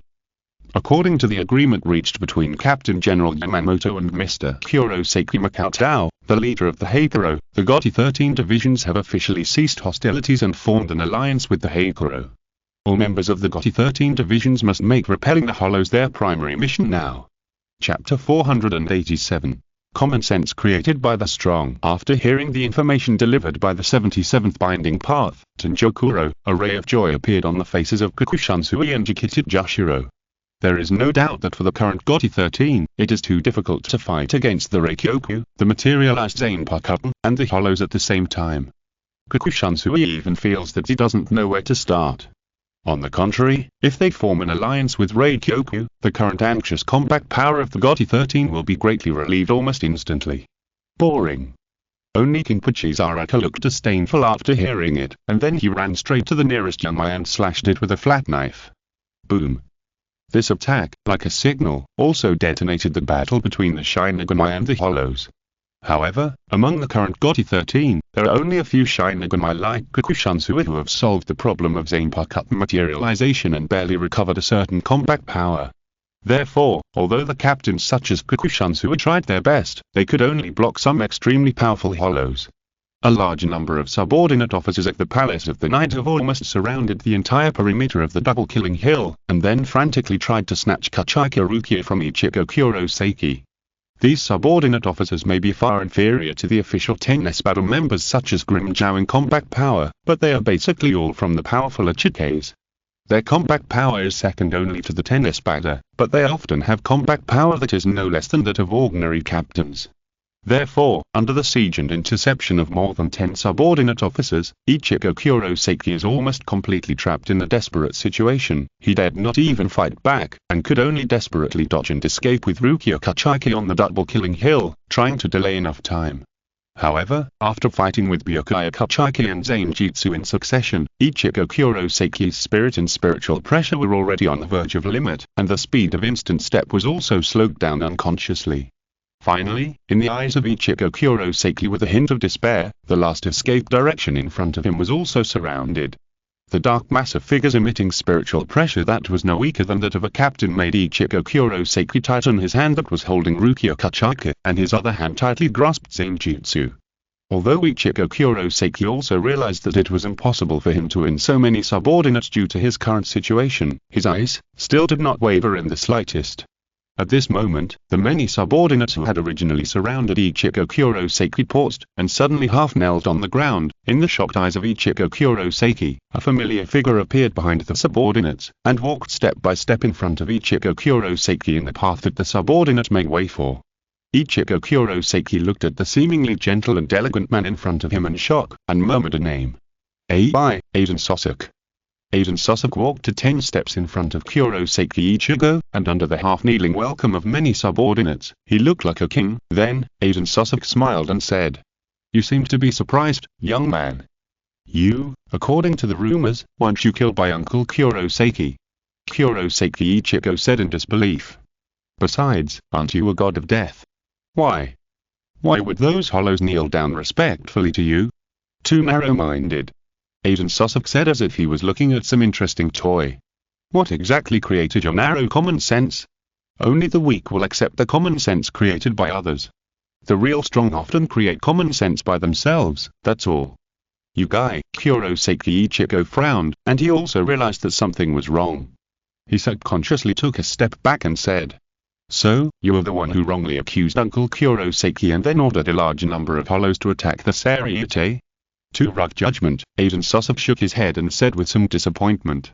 "In fact, whether it is the execution of Rukia Kachiki or the actions of you, the traveling disasters, they are all completely under my control. You are just a pawn in my plan. It is used to disrupt the Seireitei and the Gotti 13, to contain many combat forces including the Captain General Yamamoto Seireitei Shibukuni, and then to wait for an opportunity to destroy the Noble Street and take away Rukia Kachiki." After a pause, Aiden Sasuke smiled and said, "So, the traveling disaster boy Kurosaki Ichigo, you already know the answer you want, so can you hand over Rukia Kachiki in your hand to me?" "Absolutely not." Aiden Sasuke responded to Kurosaki Ichigo's zanpakutō Zanjutsu. "Oh?" Such a determined and hopeful look. "It seems that Kurosaki Makotao has trained you very well," Aiden Sasuke praised, then changed his tone and said, "It's just that persistence needs to be based on reality to make sense. If you sense the spiritual pressure around you, you will understand that your persistence is meaningless." Upon hearing this, Kurosaki Ichigo subconsciously sensed the spiritual pressure around him according to Aiden Sasuke's meaning, and his face suddenly changed. Kachiki Byakuya, who maintained the final scene White Emperor Sword, has completely fallen. Zaraka Kinpachi and Kurosachi Mairi have actually been defeated. Kikushansui and Jikiti Joshua are just struggling to hold on, but they're already on the verge of being defeated at any time. Even Hitsuge Yatsura and Ishidarai. Kurosaki Ichigo turned his head and looked in the direction of Hitsuge Yatsura and Ishidarai, only to see that Ishidarai and Hitsuge Yatsura were almost like kebabs, skewered together by a thin blade. The short light purple hair and the face that looked like a fox and a venomous snake made Ichigo Kurosaki's heart tremble subconsciously when he was glanced at by Jin Ichimura, captain of the 3rd Division Jin Ichimura. As for Makotao Kurosaki, who you still have some hope for, he may cause some trouble, but it is impossible for him to get here in time at this moment, so, do you understand? Aiden Sasuke pushed his glasses and said, "If I hadn't been concerned about some troubles above the sky, as long as I wanted to do it, the entire Seireitei would have been under my feet today." After a pause, Aiden Sasuke said with a somewhat gentle tone, "Of course, my goal is not that kind of boring thing. So the young traveler Ichigo Kurosaki can safely hand over Rukia Kachiki to me, without worrying that I will deliberately trample you as an ant to death." Chapter 488. Virtualization. At this moment, those words were full of arrogance and domineering, which formed a strong sense of disharmony with the gentle and elegant appearance of Aiden Sasuke. And, the slightly raised eyes that looked down at Kurosaki Ichigo were as if looking at a weak ant, an ant that was used as an experiment and allowed to struggle wantonly. At this moment, Ulkira appeared beside Aizen Sasuke with almost no damage, and said, "Lord Aizen, please allow me to take back Kachiki Rukia for you." "Oh?" Aiden Sasuke nodded slightly and said, "Yes." Then, Ulkira stepped out from behind Aizen Sasuke, and his green eyes, which were cold and without any emotion, looked directly at Kurosaki Ichigo and spoke. "Will you resist in vain? Just like the last captain, who fought to the death even with half his body covered in blood."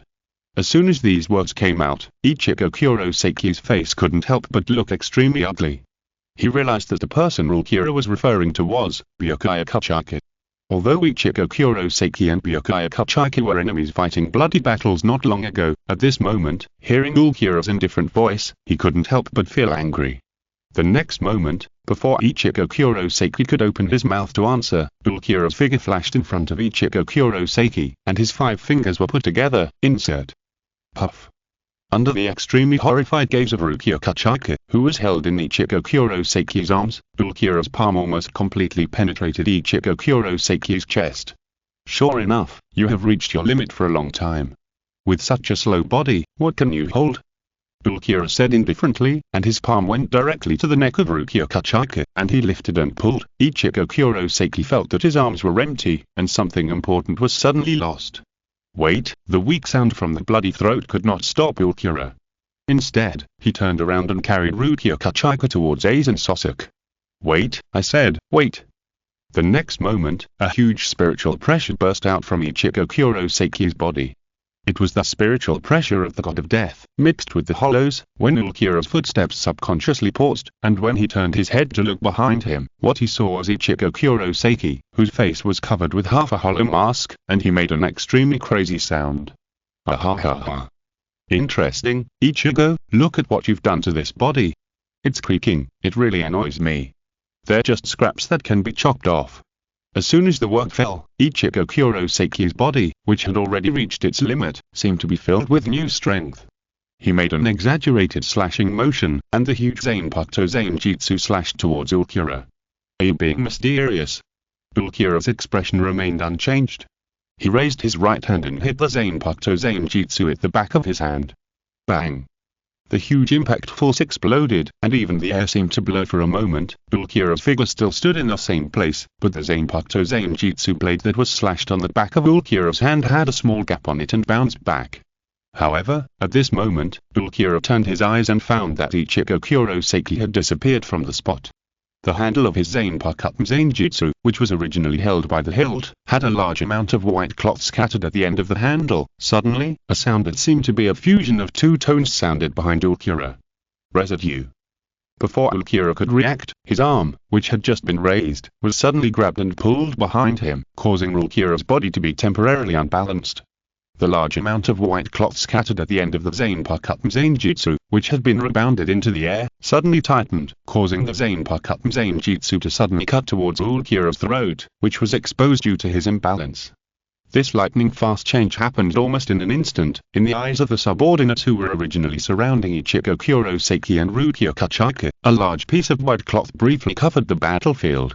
The scene revealed by the rapid tightening of the white cloth was that Ulquiorra, who could only look up, was restrained by Ichigo Kurosaki, and his zanpakutō Zanjutsu was tightened and fell down, as if to cut off Ulquiorra's head. At this moment, even Ulquiorra's dark green eyes, reflecting the zanpakutō Zanjutsu slashing down from above, flashed a few traces of panic. At this moment, Ulquiorra's unbalanced body, not to mention returning to the blade or drawing out his zanpakutō, even raising his left hand that had urgently released Rukia Kachaki, was too late. However, just when the zanpakutō Zanjutsu was about to completely cut Ulquiorra's neck, a white and broad palm blocked Ulquiorra's neck, and pinched 2 fingers. The zanpakutō Zanjutsu that was tearing through the air and fell down suddenly turned from extremely active to extremely quiet and was pinched by those 2 fingers. Ulquiorra was stunned, and his spiritual pressure suddenly burst out. He forcibly broke free from Ichigo Kurosaki's restraints, and kicked Ichigo Kurosaki, whose face was covered with a mask. Aizen Sasuke, who was holding his zanpakutō Zanjutsu with 2 fingers, threw it at his feet casually as if it were trash, and then spoke. You are careless, Ulquiorra. I'm sorry, Lord Aizen. Ulquiorra lowered his head slightly, and answered with the same cold expression. He respectfully handed Kachaki Rukia, who was almost unable to move due to the spiritual pressure he emitted, to Aizen Sasuke. Kachaki Rukia, Aizen Sasuke's lens reflected the thin and frail body of Kachaki Rukia. The next moment, Aizen Sasuke's palm gently touched Kachaki Rukia's face, which was trembling slightly with fear, and spoke in a gentle tone.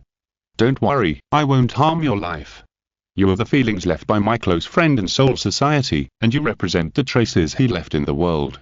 However, this scene happened to be seen by Ichigo Kurosaki, who got up after being blown away. The trembling body of the cherished person.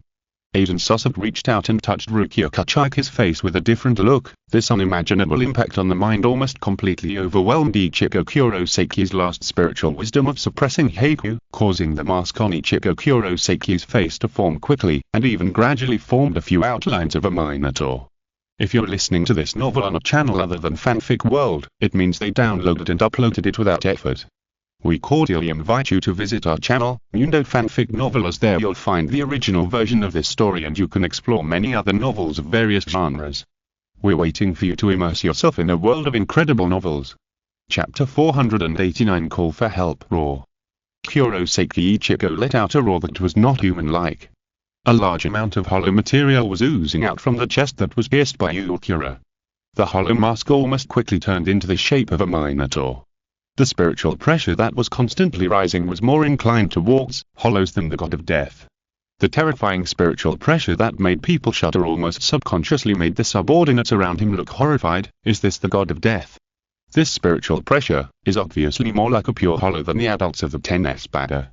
As for Ulquiorra, he also drew out his zanpakutō with a solemn face and was about to block in front of Aiden Sosok.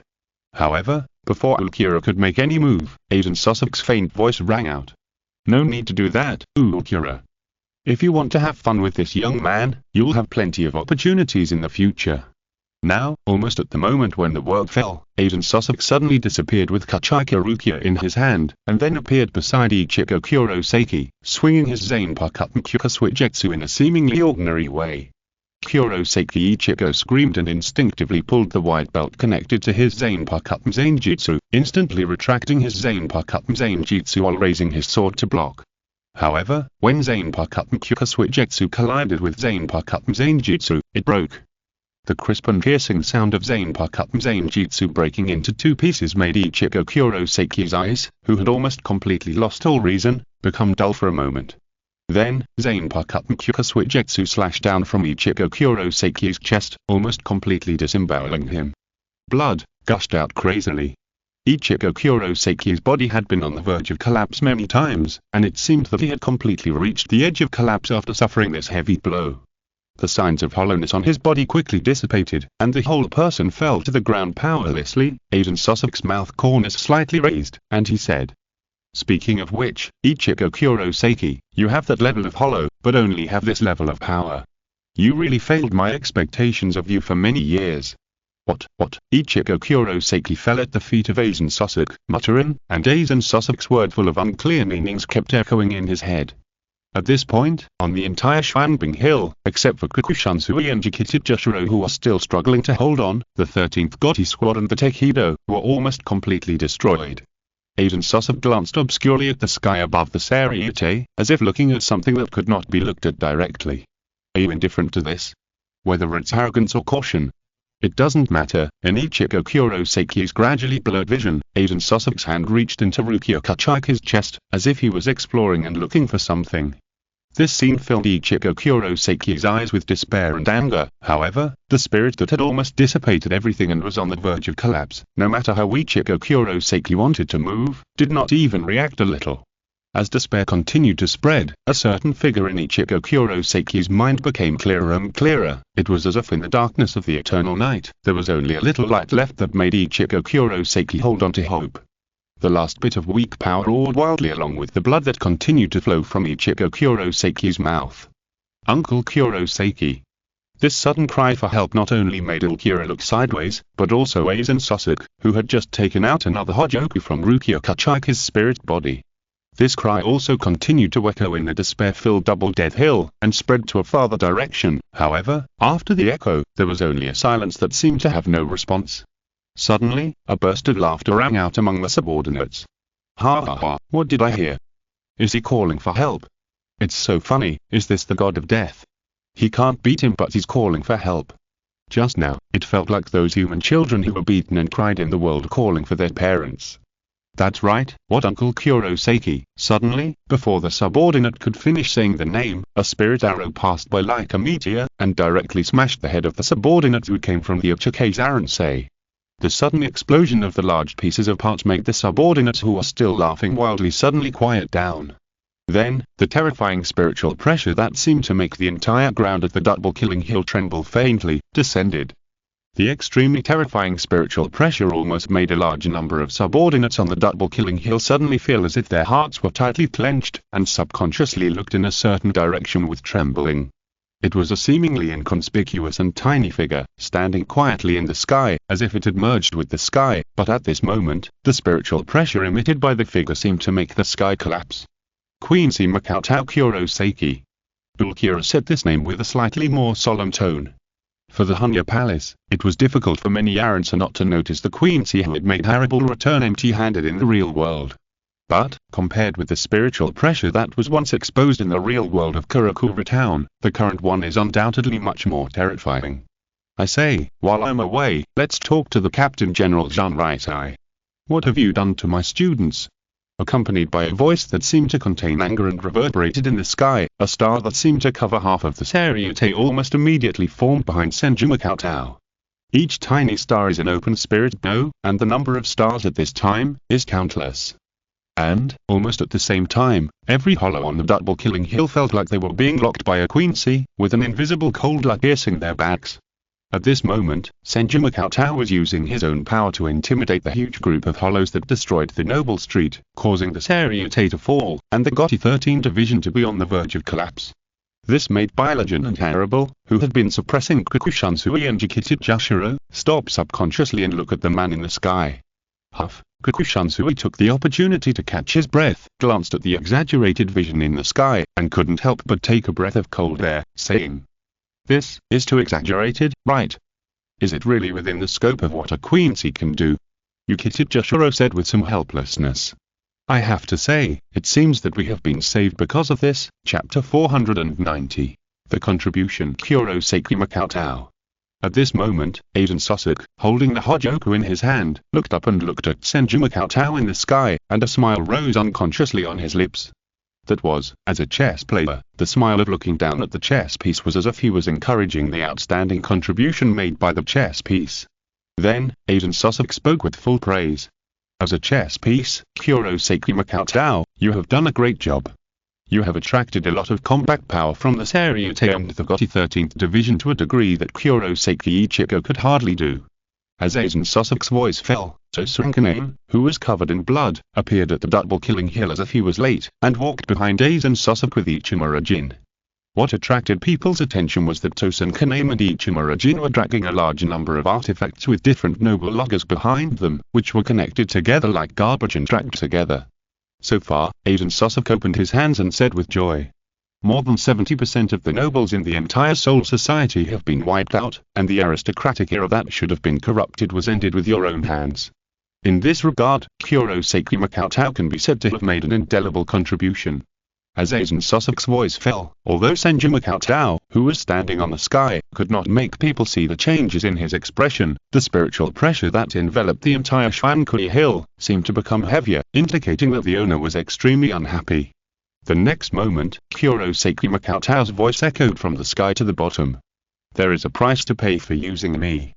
Aiden Sosok." "What price?" "The price of being completely buried in Shuankui Hill."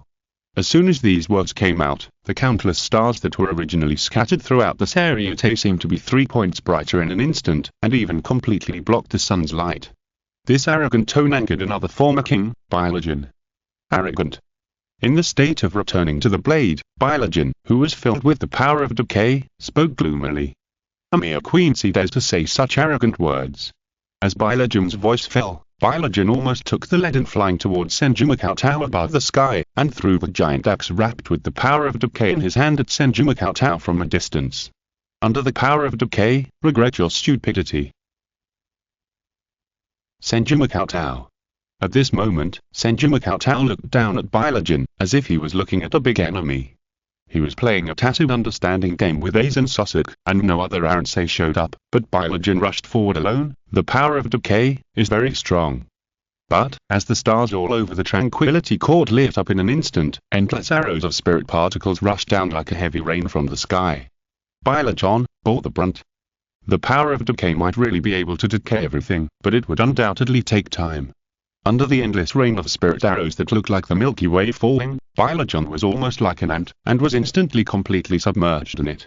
However, Bylon's impulse undoubtedly gave the group of hollows gathered on the double killing hill some time to prepare.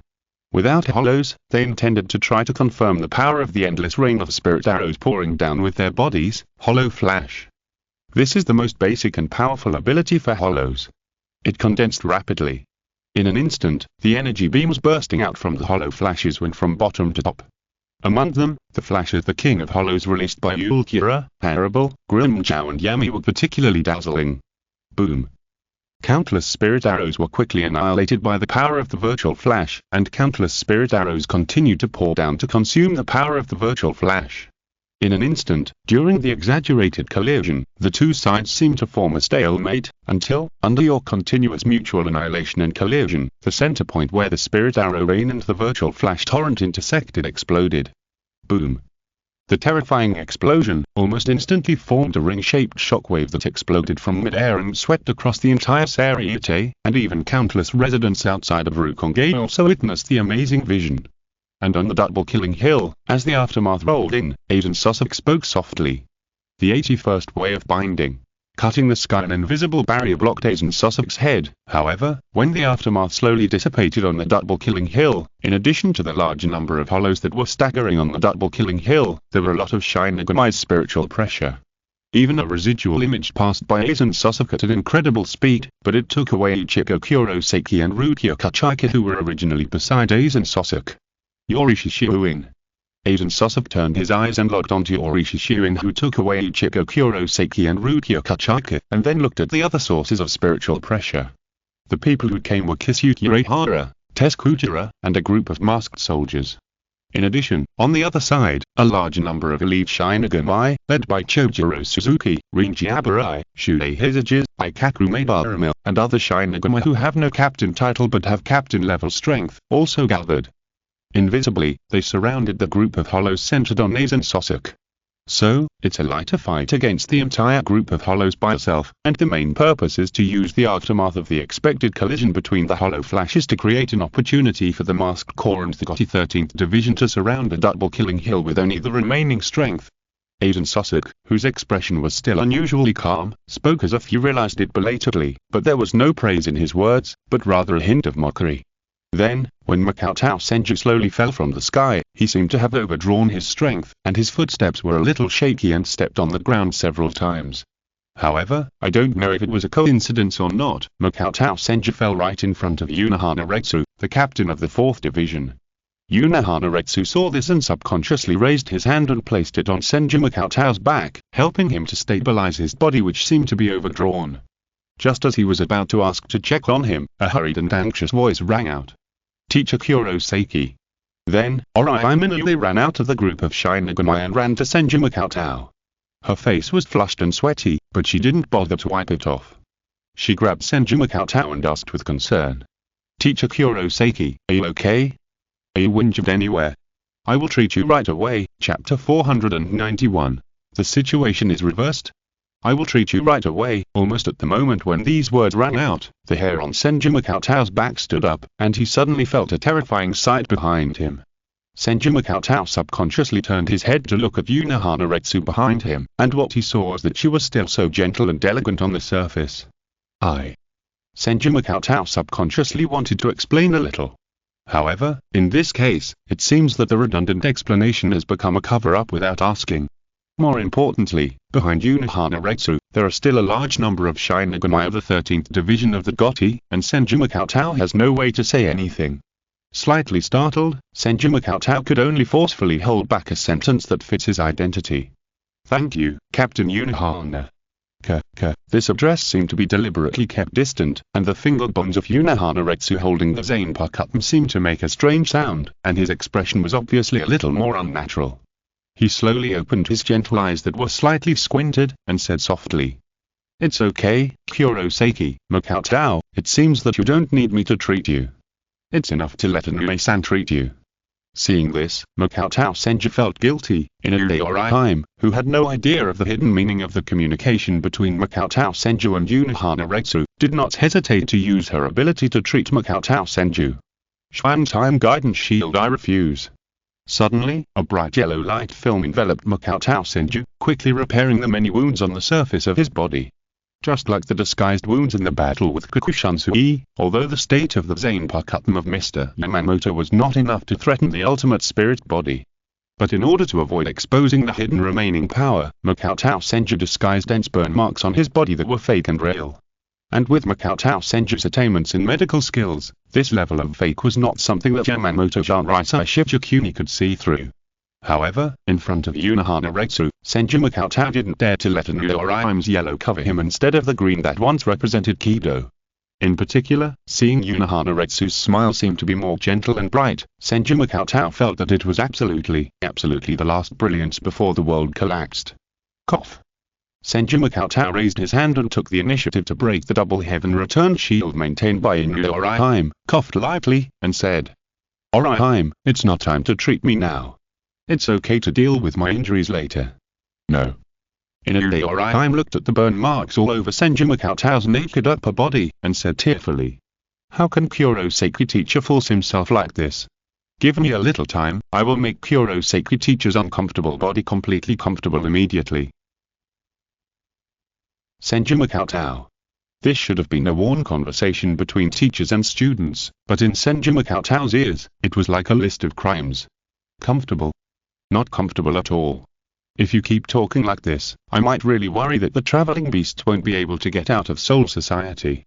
If you make me, as a teacher, feel comfortable, my teacher might be very uncomfortable. Sorry, there's no time. Makoto Senju, with perfect expression management, seemed to be completely unaware of the expressions of Unohana Retsu and Anuorime, stared at the direction of Aizen Sasuke and spoke.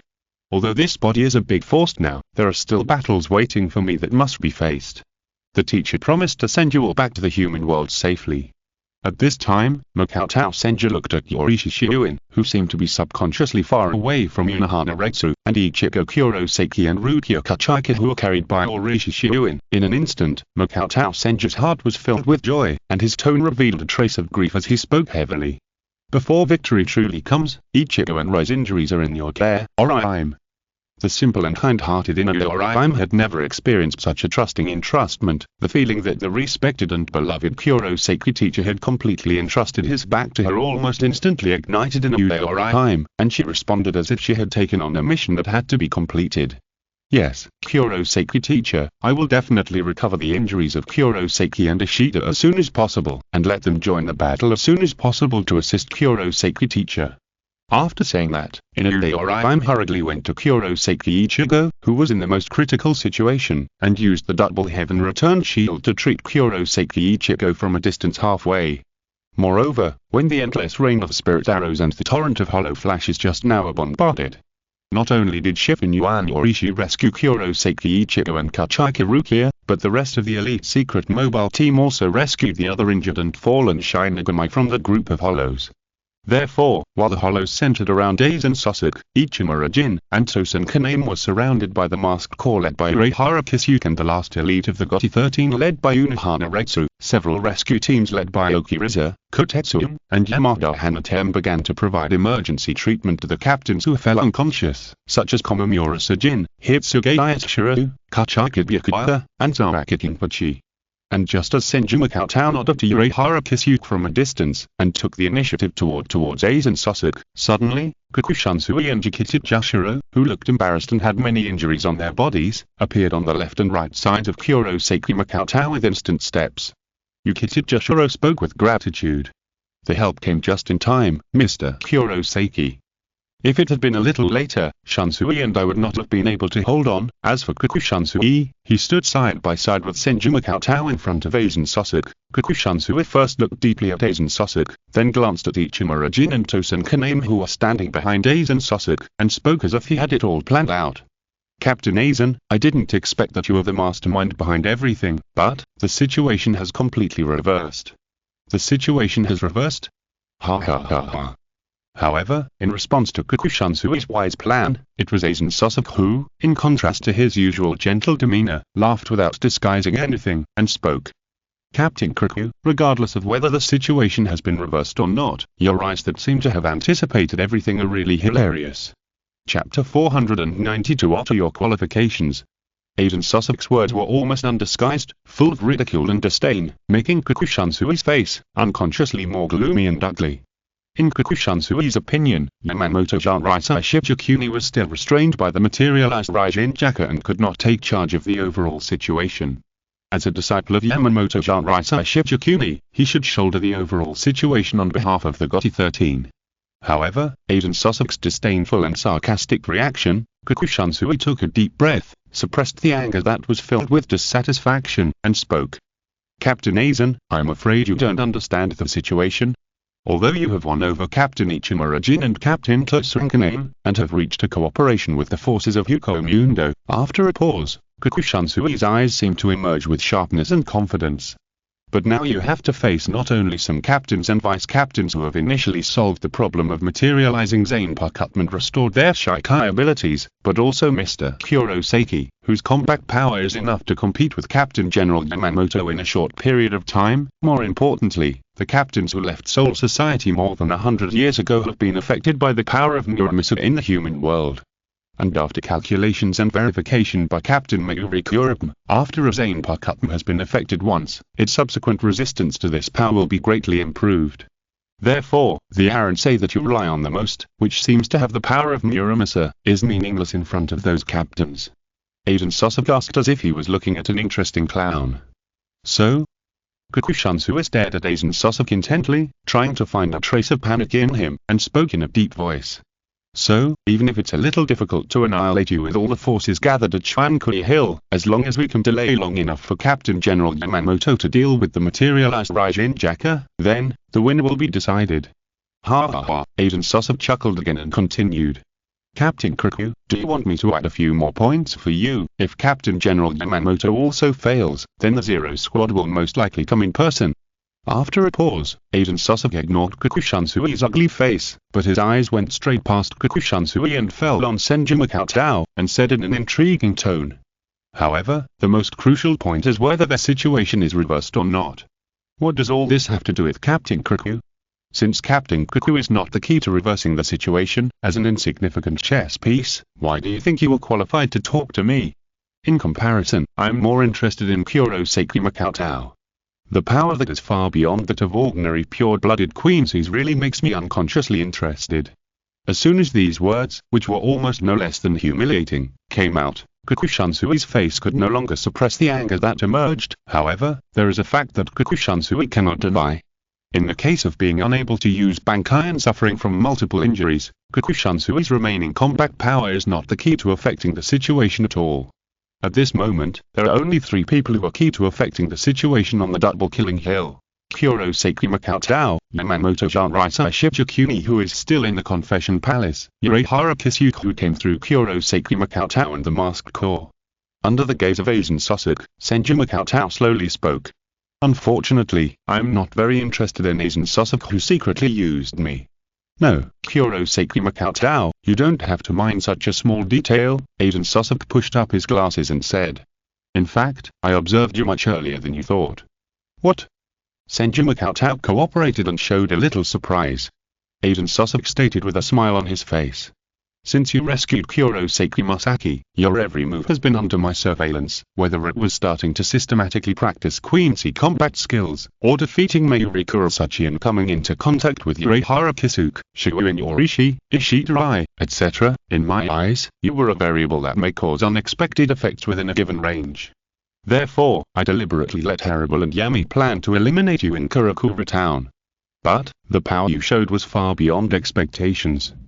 After arriving in Soul Society, your power even showed a level of leap, reaching a level that was enough to temporarily rival Captain General Yamamoto. The reason for this, did you, who didn't pay much attention to training in the past, notice it?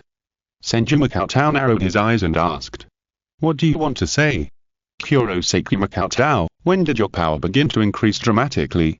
Without waiting for Kurosaki Makoto to answer, in response to the puzzled eyes of many Shinigami around him and the gradually solemn look of Urahara Kisuke, Aiden Sosok slightly raised the Hojoku in his hand and said.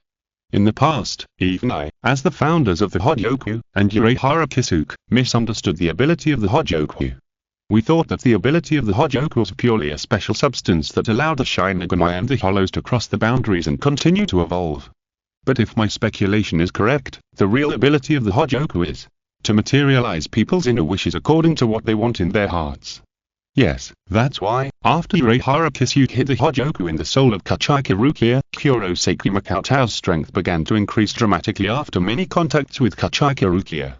This thing is amazing. Aiden Sosok raised the Hojoku in his hand and placed it under the sun, emitting a fascinating glow, and said, "Therefore, as the most perfect experiment of the collapsing jade at this stage, Kurosaki Makoto, are you willing to join my camp?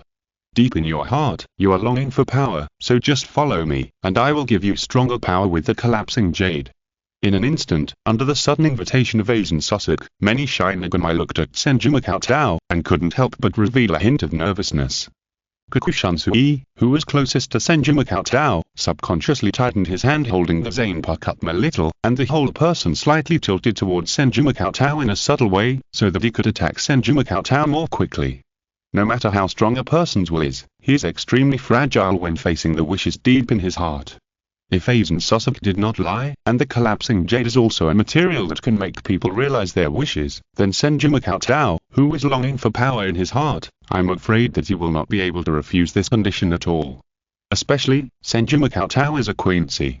At the time, the situation will undoubtedly be reversed again. Chapter 493 Standing in the Sky.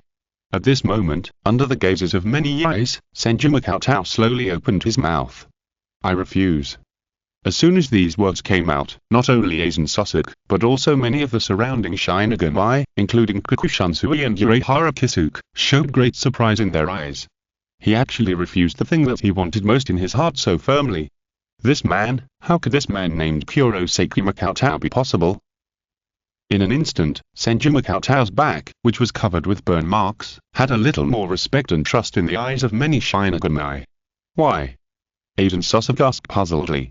"You actually refused the thing that you wanted most in your heart." And Senju Makoto looked righteous on the surface, but in fact, he naturally knew a lot in his heart. The collapsed jade did not work on him. Senju Makoto, who had long known the true power of the collapsed jade, did not try to use the power that was similar to realizing wishes. However, perhaps Senju Makoto's own level was too high, at least it was not something that the unfinished collapsed jade could affect. However, it was somewhat unexpected for Makoto Senju that Aizen Sosok interpreted the power he displayed in this way. Originally, Makoto Senju still worried that the power of the quincy he displayed was too strong, which would cause considerable suspicion in the subsequent contact with the Seireitei. Unexpectedly, Aizen Sosok's overly clever interpretation and inference perfectly solved this problem. This made Makoto Senju look at Aizen Sosok's obscure eyes and couldn't help but feel a little bit of laughter and tears. If Makoto Senju didn't know very well that he didn't really form an alliance with Aizen Sosok, he almost suspected that this was an act he had arranged in advance. Then, facing those eyes, Makoto Senju spoke loudly. "Aizen Sosok, it seems that you seem to have misunderstood something. Perhaps deep in my heart, I may really have a desire for power, but..." Makoto Senju's voice suddenly rose and he said loudly, "I'm afraid you can't understand that. For me, so-called power is just a tool to achieve what I really want. What I really want is to protect my students and the people I cherish." When Aizen Sosok heard this, his eyes seemed to, obviously widened a little. After a slight silence, he sighed and said, "I see, I did misunderstand, but this is the only point that I can understand you very clearly. Power is something that you have to achieve what you really desire." Senju Makoto. Feeling Aizen Sosok's eyes that seemed to see some kind of similarity, Senju Makoto couldn't help but have a bunch of question marks in his heart. This kind of words that seem to be deeply affectionate and carry the desire that must be realized are completely inconsistent with Aizen Sosok's will, right? And this kind of affectionate and righteous character who does not pursue pure pursuit of power, Aizen Sosok doesn't need to continue pretending at this stage, right? At this moment, Urehara Kisuke, who had been hiding behind the masked army intentionally or unintentionally, let out a snort of laughter and spoke. "It's really interesting. Could it be that Aizen Sosok, who played with countless Shinigami, conducted a lot of cruel experiments with countless Rukongei residents and Shinigami, and destroyed the noble street, also has something soft in his heart? Who knows?" Urehara Kisuke. Aizen Sosok glanced at Urehara Kisuke and said disapprovingly, "But the chat should almost end here. Before we meet again, you should look forward to it." However, just as a large area of black cavity suddenly began to tear above the double-killing hill, Urehara Kisuke suddenly pressed his hands to the ground. In an instant, a large barrier suddenly rose with Urahara Kisuke as the center, covering the entire double-killing hill, and even the black cavity that had been partially opened began to slowly and forcibly shrink. Aizen, you are too arrogant. Urahara Kisuke, who was half kneeling, slowly raised his head, and looked at Aizen Sasuke from under his hat, and said, "Although you look gentle and elegant, you're extremely arrogant in your bones. When you united a large number of hollows to attack the Seireitei, do you think that after exposing the fact that you were colluding with Hukomundo, you can still leave the Seireitei and escape back to Hukomundo in the same way? Aizen Sasuke, your retreat is cut off, prepare to die."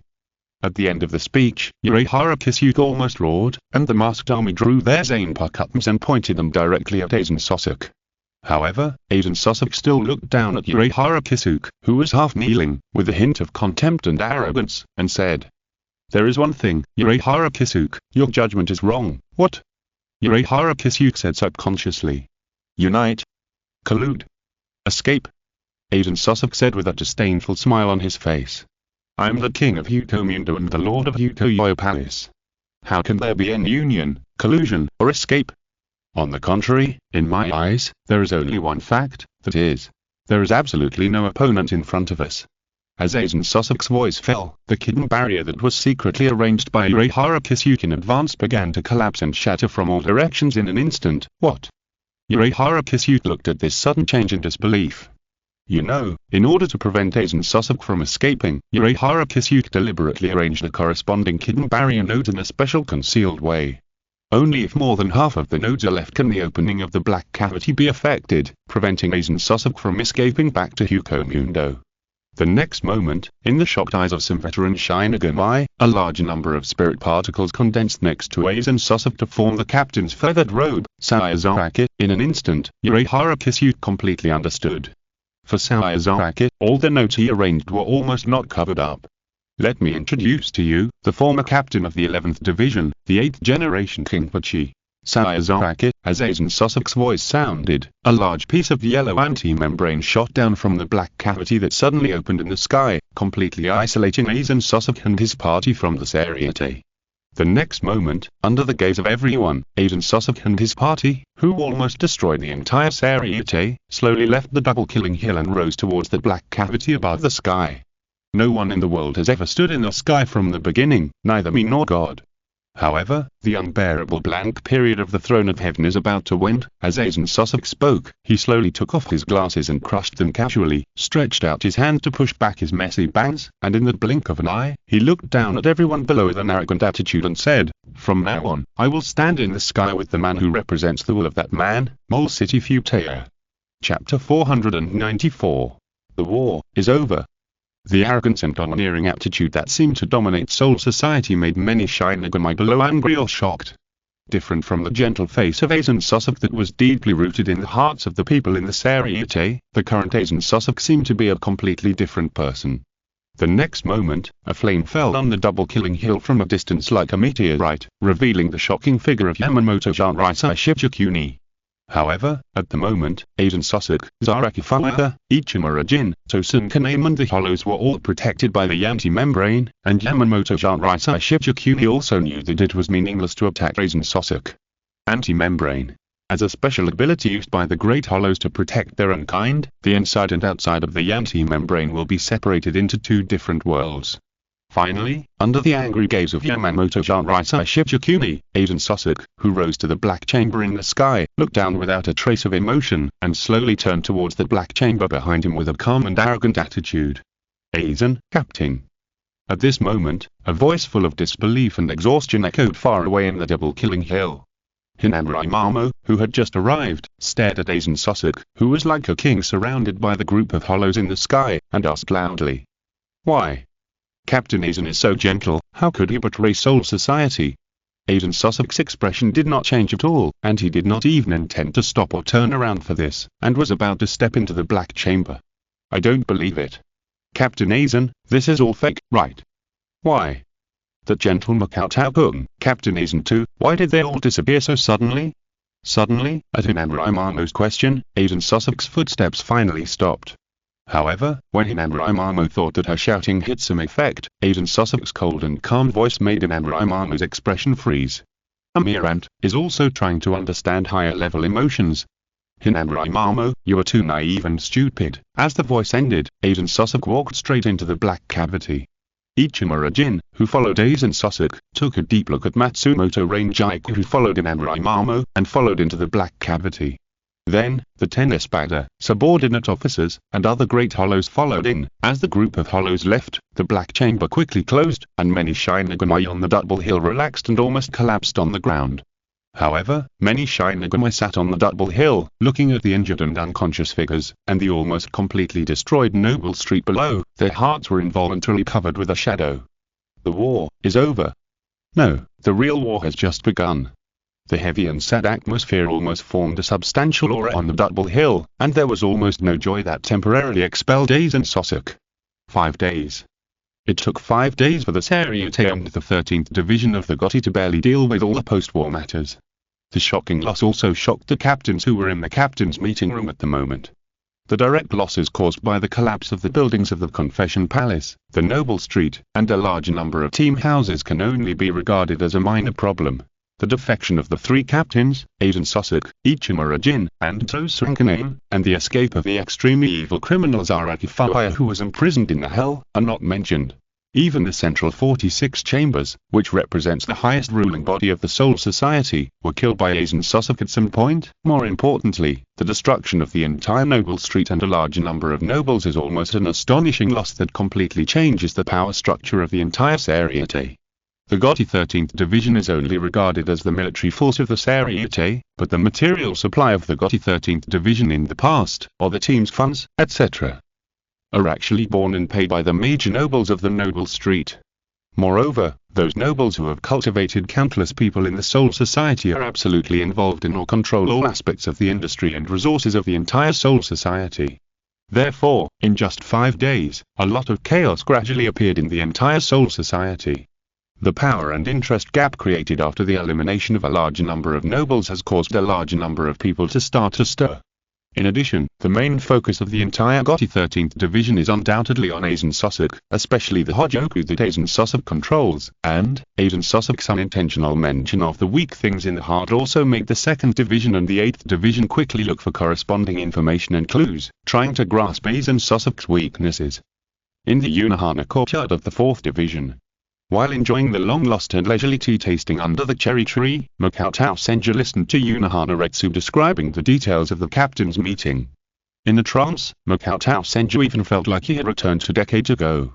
Once, when he was still the vice-captain of the 4th Division, Unohana Retsu also liked to personally convey that various decisions made at the captain's meeting bit by bit.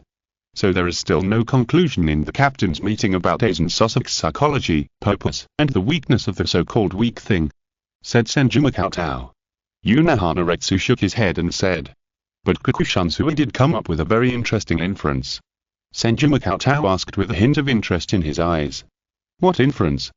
Although Kikuchansui is sometimes quite unreliable, and his position and butt are sometimes quite crooked, as a direct disciple of Yamamoto Seireitei Shichikuni, Kikuchansui is undoubtedly first class in both strength and intelligence.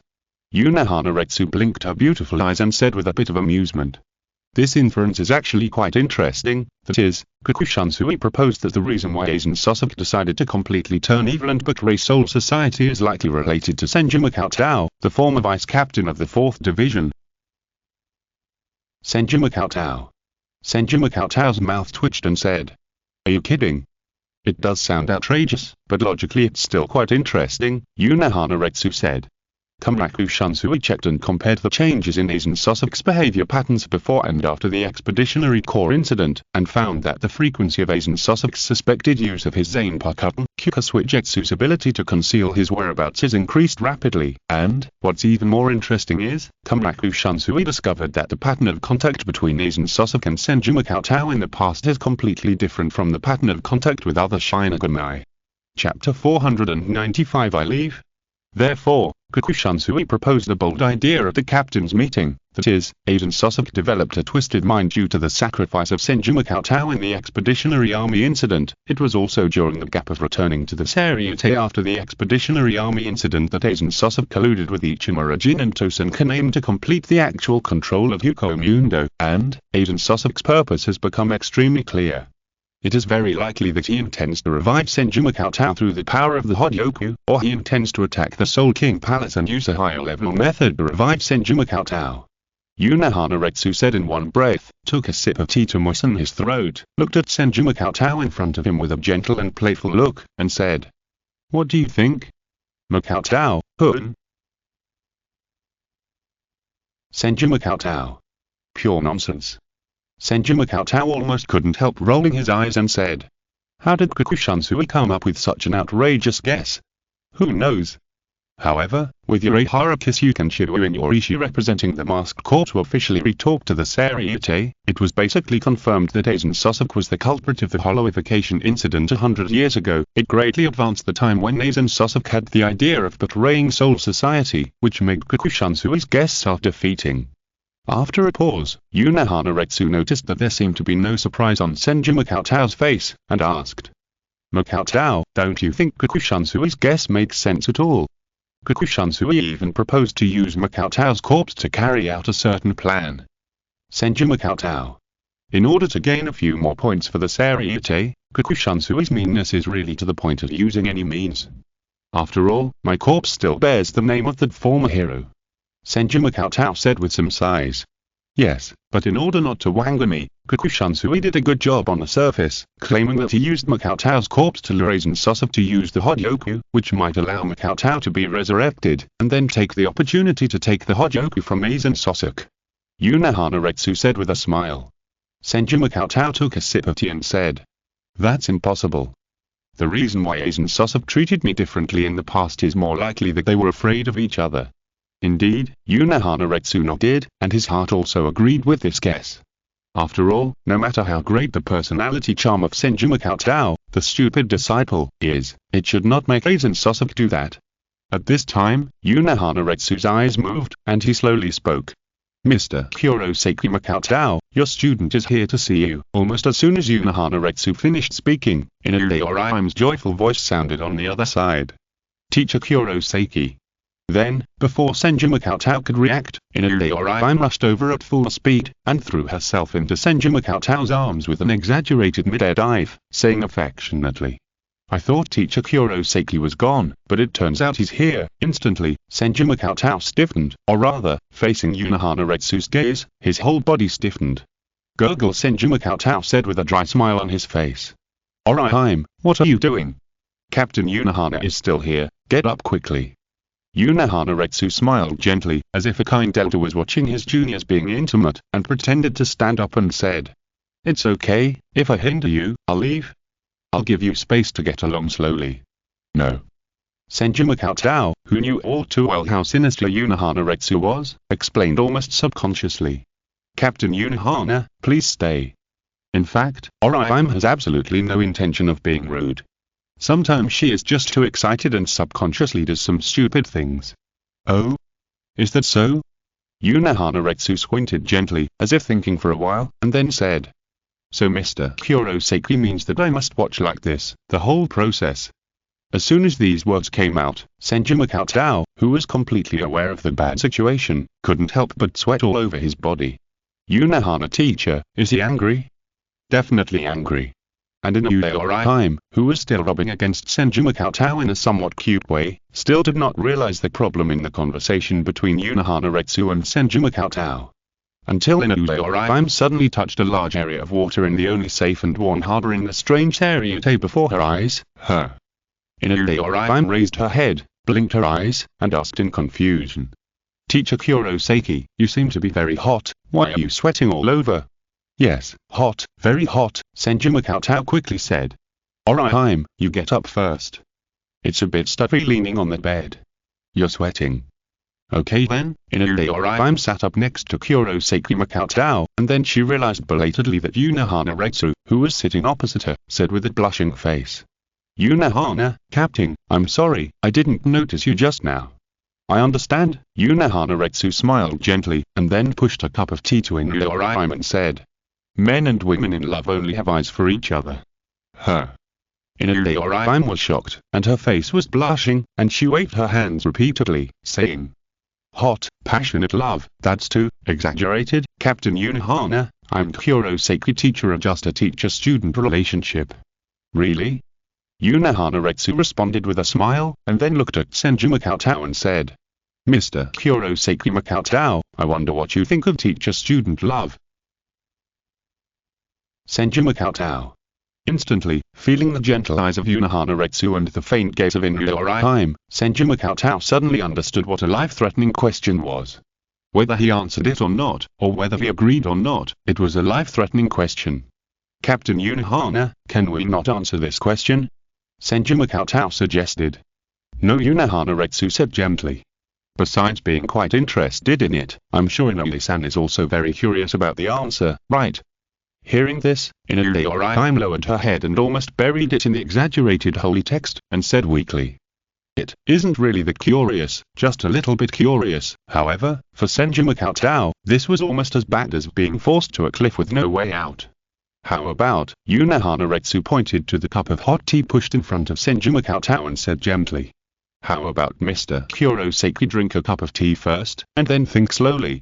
Senju Makoto subconsciously picked up the cup of tea, and just as he was about to drink it, a thought suddenly popped up in his mind. This cup of tea, could it be that Unohana teacher added something?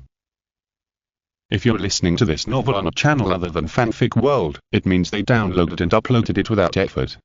We cordially invite you to visit our channel, Mundo Fanfic Novel, as there you'll find the original version of this story and you can explore many other novels of various genres. We're waiting for you to immerse yourself in a world of incredible novels. Chapter 496. I refuse. Thinking of this, the teacup that Senju Makoto had put into his mouth suddenly paused, especially when Senju Makoto raised his eyes. He saw the gentle eyes of Unohanaretsu sitting opposite him slightly open. Although it was only a very slight change in expression, Senju Makoto knew that this was often a subtle change in expression subconsciously when Unohanaretsu was in a dark state. So, was there really something added to the tea? In an instant, this suspicion almost instantly spread in Senju Makoto's heart to the point of almost certainty. Mr. Kurosaki, what's wrong? Is the tea too hot? Unohanaretsu asked gently and concernedly. It's okay. Senju Makoto's tone froze slightly, and he found an excuse and said. However, I plan to smell this unique tea fragrance first. This kind of good tea is too rare in the world. Really? Unohanaretsu smiled gently, then looked at Inuyori and said. Inui-san, then you should try it too. Inuyori heard this and hurriedly responded respectfully. Yes, thank you Captain Unohana. Then, under Unohanaretsu's gentle affinity, Inuyori held up the teacup without a trace of doubt, and was ready to put the cup of tea into her mouth. Suddenly, a hand appeared in front of Inuyori and held the teacup. Inuyori was startled, turned her head and looked at Senju Makoto and asked. What's wrong? Mr. Kurosaki. Alright, tasting tea like this will waste such good tea. Come, I will teach you. Then, Senju Makoto took Inuyori's teacup and drank the 2 cups of tea without hesitation in the standard tea ceremony. This scene, in Unohanaretsu's eyes, made Unohanaretsu's eyes faintly softer. Just as Senju Makoto knew Unohanaretsu very well, Unohanaretsu also knew Senju Makoto's habits very well, including how Senju Makoto was used to judging his emotions. At that moment, Unohanaretsu knew that Makoto Senju had definitely guessed that according to his habit, he would probably add something special to the tea. However, Makoto Senju still chose to drink it. The trust and closeness in it made Unohanaretsu understand that Makoto Senju had not changed. Makoto, still the same Makoto. The only thing that made Unohanaretsu a little unhappy was that Makoto Senju actually drank the cup of Inuyori. That cup was really added with something. However, Unohanaretsu was not worried that Makoto Senju would be damaged because of this. After all, the thing added to the cup was just specifically for women, and it could relieve Inuyori's state of agitated love by rebalancing the hormones in her body. For men, the effect was not great. However, as the cup of tea was quickly digested in Makoto Senju's stomach, Makoto Senju suddenly felt that he seemed to have entered a strange state. That state was so strange and familiar to Makoto Senju. Its name is Sage Mood. Unohanaretsu noticed the change in Makoto Senju's eyes, and his smile became warmer, and he spoke. Mr. Kurosaki, you take a rest in the courtyard first. I will go to the barracks to check the status of the wounded. After all, in the period when the war just ended, the 4th Division was undoubtedly the busiest of all the divisions. In the 13th Division, from the captain to the ordinary soldiers, the number of injured people is countless, so even the captain, Unohana has a lot of treatment to do personally. Then, Unohana left the courtyard with great peace of mind, and really gave the space to Senju Cheng and Inoue. Senju Cheng's eyes turned and looked at Inoue beside him, but his eyes were so clear and bright. However, feeling Senju Cheng's gaze, Inoue face unconsciously blushed again, and she lowered her head and said, Kurosaki teacher, what's wrong? At this moment, especially Inoue recalled what Unohana had just said, leaving space for Kurosaki teacher and herself, and she could even hear her heart beating bang bang bang. In particular, the layout of the Unohana garden is undoubtedly extremely beautiful, almost a dreamland that girls in the real world dare not imagine. Cherry blossoms fall from time to time, the surrounding bridges, rockery, hot springs and most importantly, the gentle and handsome teacher Kurosaki. After experiencing the Battle of the Seireitei, in this area full of dangers and unknowns, it is undoubtedly that some emotions in the heart of Inoue, who already yearns to rely on Senju Cheng, have become extremely hot, so hot that Inoue dare not look directly at it. Alright, this trip to the Seireitei has made me realize something. Senju Cheng said in a gentle tone. In this environment and atmosphere that seemed to be set off to the extreme, Inoue almost felt that her head seemed to be smoking, and stammered with expectation. What is it? Well, alright, why don't we be more direct? Don't mind taking a unique class here? Senju Cheng asked. Inoue. Instantly, all the fantasies that Inoue had accumulated over the past 10 years of her life burst out in an instant, and scenes that were completely inappropriate for girls appeared in her mind in this environment. Is it not good to be here? Alright, Inoue stammered. That kind of thing doesn't matter. Time is running out. Senju Cheng said. After hesitating for a moment, Inoue seemed to have made up her mind and answered nervously. Well, as long as Mr. Kurosaki likes it, I can do it. Senju Cheng stood up, looked at Inoue with clear eyes, and said, Okay, in that case, then let's start the special course in training to strengthen your ability shield Shanrika.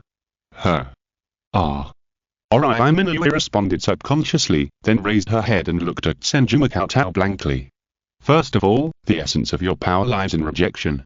In a sense, it can even be regarded as an extraordinary power, belonging to the category of concept. Seeing Senju Cheng frowning slightly, thinking and stating seriously, Inoue quickly gathered her spirits, knelt down with her legs clamped together, and listened attentively. According to my speculation, it is very likely that your power also comes from the Horyoku, and then it is displayed in the form of a full bring, but, Senju Cheng raised his finger and said, What puzzles me is that I have read a lot of records about the full bring, and the nature of the power you possess, is far beyond the level of a normal full bring. Therefore, I wonder, is this the power hidden deep in your soul? Chapter 497 Vacant Rejection, Full Bring.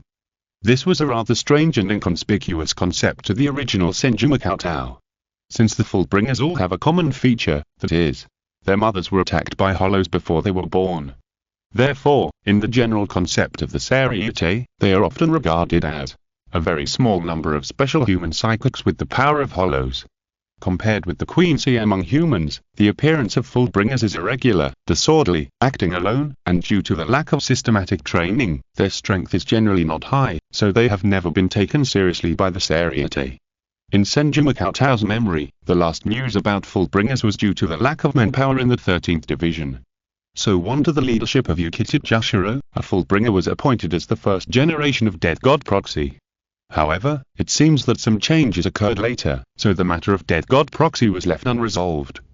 However, with the destruction of the Noble Street, the courtyard of the Tsuneshiro family, one of the four noble families, was also destroyed. Therefore, a part of the information hidden in the Tsuneshiro family and specially sealed with the ghost barrier was obtained by Seireitei, and secretly told to Senju Cheng.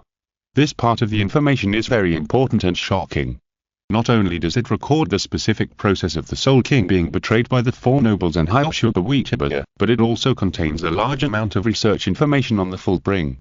In addition to the specific records about the Soul King, Senju Cheng has a deep understanding of the current situation of the entire world, and understands the various strange things about the Soul Society and the Soul King Palace. More importantly, it reveals the source of the power of the Fullbringer, which is that each Fullbringer contains a small part of the structure of the Soul King in his soul. The Seireitei family has been continuously researching the Fullbringer for countless years, but it is for a hypothesis. That is, to collect enough Soul King fragments and recreate a substitute that can replace the Soul King, so that the Seireitei family can control the entire world through the Soul King substitute. All these secrets shocked Makoto Senju. He looked back at Uraiminoue, but was quite confused. At first, Makoto Senju wondered if Uraiminoue power was related to name, so it could be considered as a power that invaded the realm of God. However, it was not, but now that he knew a lot of concepts and information about Fullbring, Makoto Senju was even more confused about Uraiminue's ability. If there was anything that could easily destroy and heal the ultimate spirit body among the power properties known to Makoto Senju, it would be Uraiminue's shield Shanrika. All things refuse. This is the essence of Uraiminue's ability shield Shanrika. The so-called treatment is also based on Uraiminue's rejection of the concept of injury. This is almost a world of difference from the power properties possessed by other Fullbringers. In fact, in Makoto Senju's opinion, this is almost no different from the power of God. After entering the sage mode in a sense, a lot of ideas quickly emerged in Senju Makoto's mind, and he spoke. Alright, in a sense, I think the form of power of Fullbring actually limits your use of your own abilities. So I hope that Uraim can further control Shield Shanrika through training, and try to guide the real power without the form of Fullbring. In a day Uraim blinked, her eyes full of confusion and puzzlement. What is Fullbring, the real power in the soul, the nature of power, etc. Is obviously too far-fetched for Inoue Uraim, who was an ordinary pure girl not long ago. Senju Makoto looked at Inoue Uraim's seemingly silly expression and said, in short, it is to find a way to truly develop the power that may exist in your body through training, the power called rejection of all things. Rejection of all things. Inoue Uraim nodded, looking confused. However, for Inoue Uraim, her focus of thought was inexplicably focused on another word. Development. It sounds so embarrassing, Mr. Kurosaki, you are saying this, it's too much, damn it. When Makoto Senju felt that the rejection of all things that he blurted out was strange and familiar, his attention was involuntarily focused on that blushing Uraim, and he asked with concern. Uraim, what's wrong with you? Uraim was stunned, waved her hands repeatedly in a panic, and blurted out.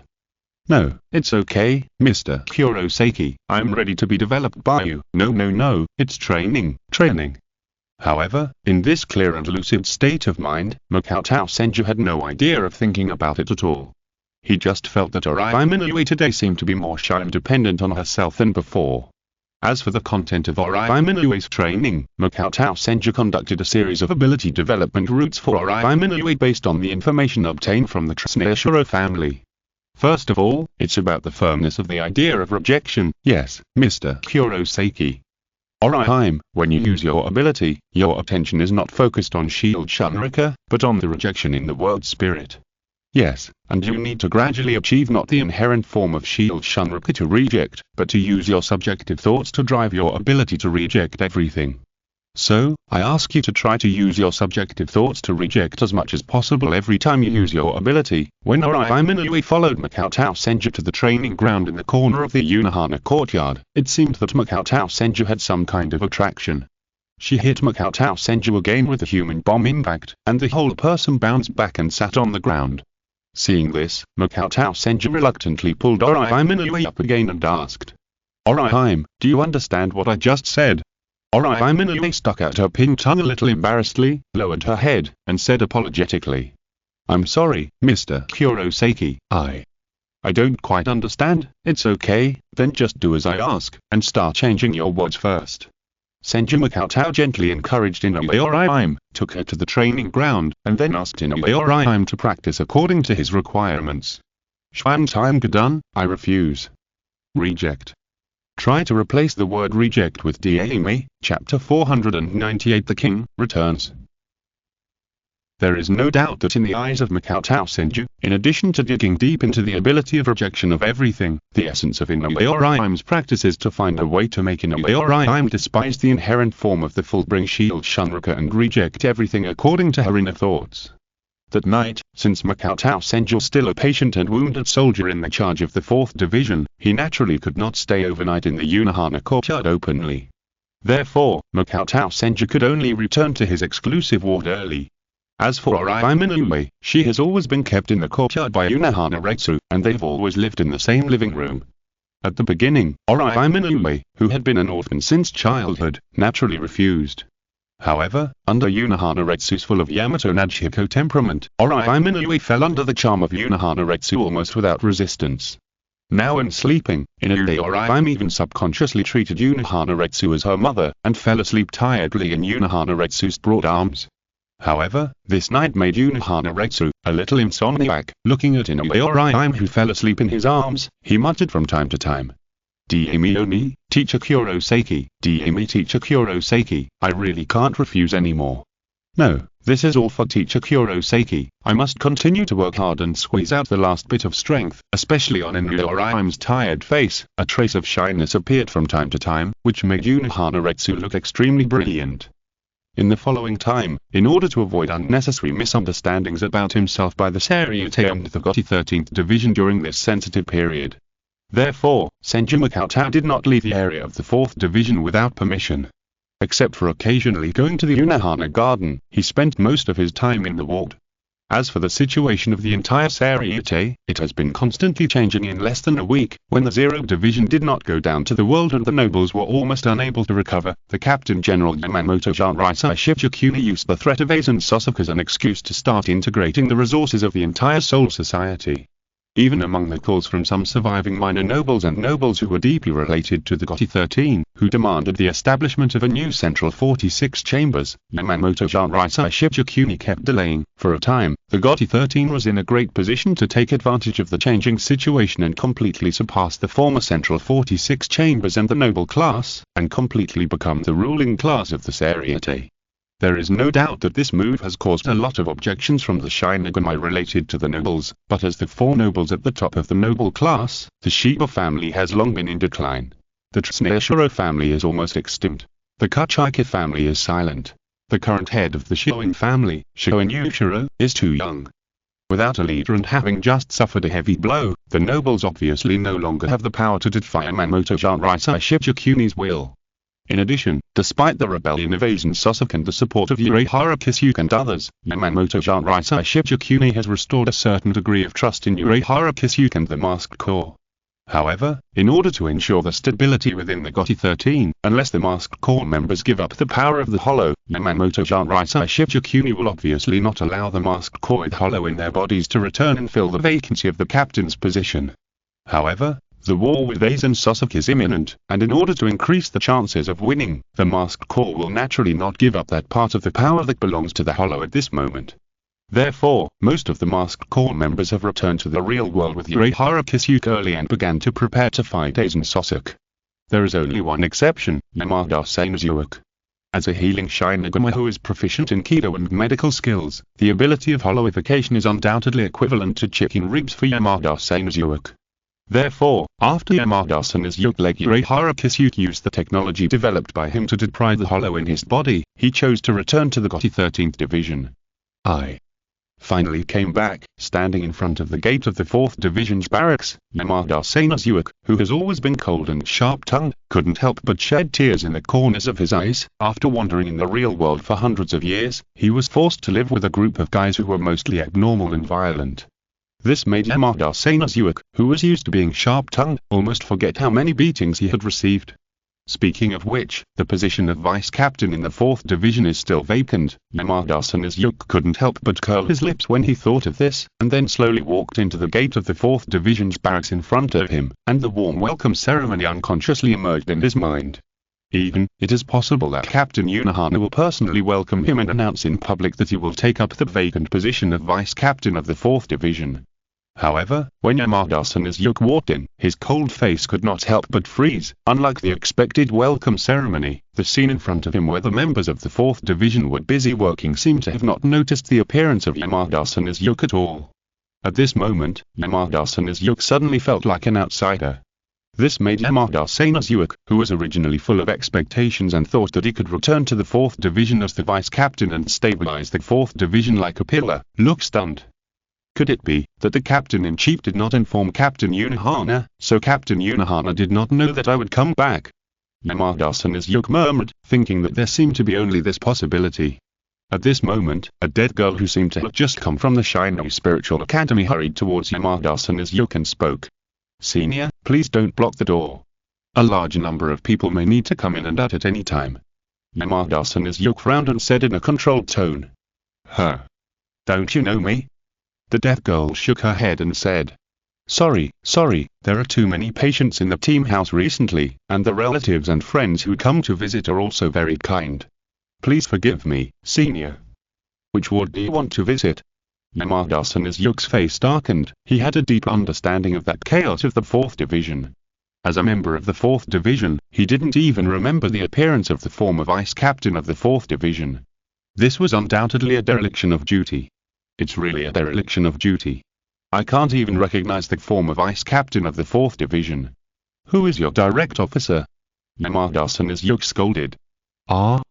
The deaf girl responded blankly, then waved her hand and said. Ha ha ha, senior, you really know how to joke. It's a bit too much for you to pretend to be the former vice-captain of our 4th Division. The former vice-captain of our 4th Division didn't look so sloppy.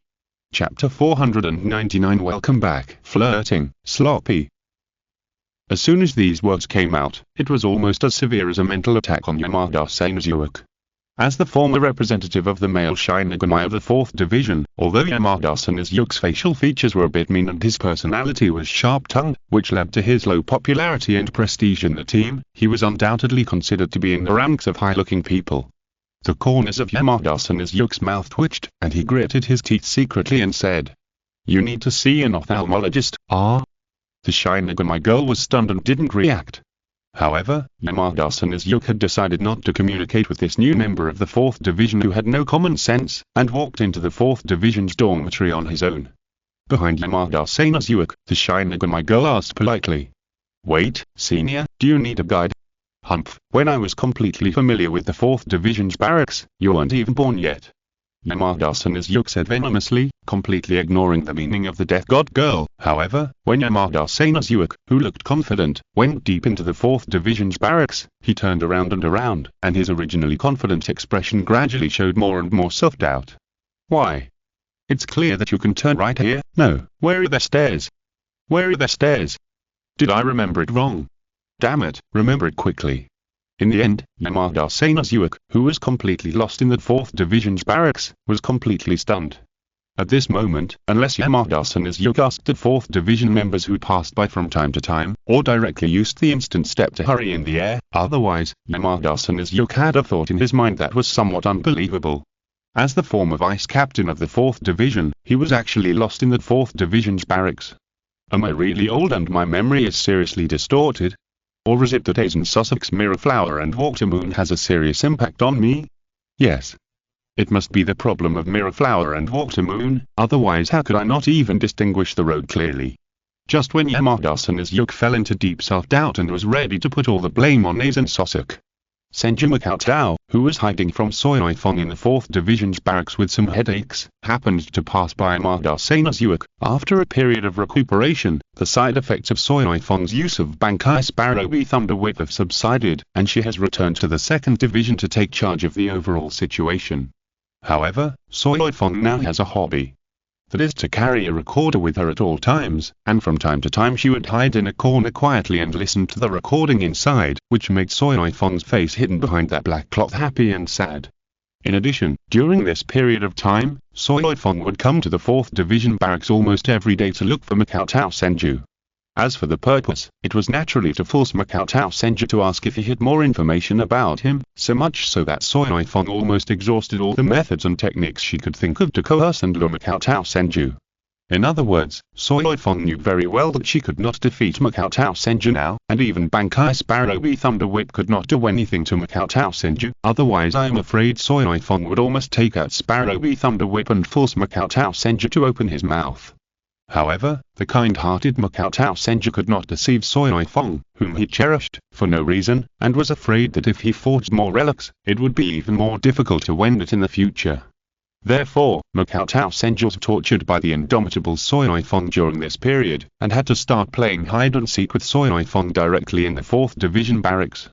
At this moment, Senju Makoutou looked at Yamada Seinu's cold and mean face, and he couldn't help but reveal some nostalgia and surprise in his eyes. Yamada Seinu's. For Senju Makoutou, Yamada Seinu's is undoubtedly a guide in the 4th Division. Although Yamada Seinu's venomous tongue makes people dislike him, there is actually no contradiction between Senju Makoutou and Yamada Seinu's. On the contrary, when Senju Makoutou provided convenience and trivial matters in life in the past, Yamada Seinu's could be regarded as taking care of him. Therefore, when Yamada Seinu's had to flee the Soul Society in the past, Senju Makoutou would take good care of Yamada Seinu's wife Yamada Rinka, and even let Yamada Rinka live alone in his vice-captain's mansion. Just as Yamada Seinu's fell into a period of self-doubt, he suddenly heard someone calling his name, touched. At this moment, the emotion in Yamada Seinu's heart was indescribable. He felt like he was meeting an old friend in a foreign land, or a fellow villager meeting a fellow villager. However, when Yamada Seinu's saw the appearance of Senju Makoutou, he felt that his feelings were redundant. Yamada Seinu's looked like he had been hit hard, and he spoke. "It's you, Mr. Kurosaki Makoutou." "Mr. Yamada, why are you here?" Senju Makoutou asked with some confusion. Then, Yamada Seinu's roughly explained that he had left the Masked Corps and decided to return to the 4th Division. Of course, the stubborn Yamada Seinu's did not say that he was neglected in the 4th Division, or even lost in the squad room. He just said that he visited the 4th Division's barracks and found that the 4th Division's barracks had undergone some subtle changes compared to more than 100 years ago. However, Senju Makoutou had already guessed the embarrassment of Yamada Seinu's, and he spoke while walking forward with Yamada Seinu's. "I heard that most of the 4th Division's barracks were reduced to ruins more than 100 years ago, so a thorough reconstruction and expansion was carried out." "I see." Yamada Seinu's suddenly realized what was going on. "Speaking of which, I'm going to visit Captain Unohana. Mr. Yamada, do you want to come with me?" Senju Makoutou asked. "Okay," Yamada Seinu's said reservedly. However, what made Yamada Seinu's uncomfortable was that along the way, Senju Makoutou seemed to know the structure of the 4th Division's barracks like the back of his hand, so much so that even entering the Unohana courtyard was as natural as going home, as if it was extremely familiar. However, as Unohana Retsu's familiar, gentle and longed-for back appeared in front of Yamada Seinu's, Yamada Seinu's quickly passed Senju Makoutou and saluted Unohana Retsu. "Captain, I'm back." "Huh?" Unohana Retsu turned his head and looked. The smile on his face seemed to be more gentle, and he spoke. "Seinu's, I have also received the captain's notice on this matter. You have been wronged in the world for more than 100 years. Welcome back to the 4th Division." "Yes." In an instant, Yamada Seinu's eyes almost unconsciously turned red under the gentle comfort of Unohana Retsu, and he said with emotion, "Captain, I will definitely shoulder the responsibilities of the vice-captain and do my best to share your worries." Unohana Retsu. Chapter 500. Vice-Captain. Subconsciously, a trace of nervousness flashed in Unohana Retsu's gentle eyes, and he looked straight past Yamada Seinu's in front of him and looked at Senju Makoutou. At this moment, Unohana Retsu had the idea of fearing that Senju Makoutou would misunderstand for no reason, and Senju Makoutou's expression seemed to be stunned for a moment. He didn't expect that Yamada Seinu's would be promised the position of vice-captain by the first team when he returned to the Seireitei. Of course, Senju Makoutou would naturally not think that Unohana Retsu meant to restore Yamada Seinu's position as vice-captain. Otherwise, Iokiriza and Kotetsu, who have been handling most of the affairs in the 4th team for decades, would not be just the 3rd and 4th seeds. Then, Unohana Retsu's gentle voice was cold, and said, "Seinu's, you may have misunderstood something. I welcome your return to the team, but I don't plan to entrust the position of vice-captain to others for the time being." Suddenly, Yamada Seinu's was slightly stunned and almost didn't react. He thought he had heard it wrong. How could it be? I have always served as the vice captain of the 4th Division, and the position of the vice captain of the 4th Division has been vacant for decades. In fact, when Yamada-san returned to the Seireitei for the first time with the Masked Corps, he accidentally heard that his wife Yamada Rinka had been living alone in the vice captain's mansion. Doesn't this show that Captain Unohana values him as a former vice captain? Then, Yamada-san thought of something and said, "Captain, if you are worried about the attitude of the 1st Division, you can rest assured. Captain Yamamoto promised that if the Masked Corps members stripped the hollows in their bodies and returned to the Seireitei, they could restore their status before leaving the Seireitei. The 1st Division does not have the power to manage the specific affairs of the 4th Division." Unohana said in a somewhat cold tone, and even the gentleness on his face that he usually maintained towards his subordinates seemed to have disappeared a lot, and he spoke. "Seinezuke, the structure, personnel and system of the 4th Division have changed a lot in the past 100 years. You'll temporarily go to the funeral home to help Rinka and get familiar with the changes in the team. I will make new arrangements for you later."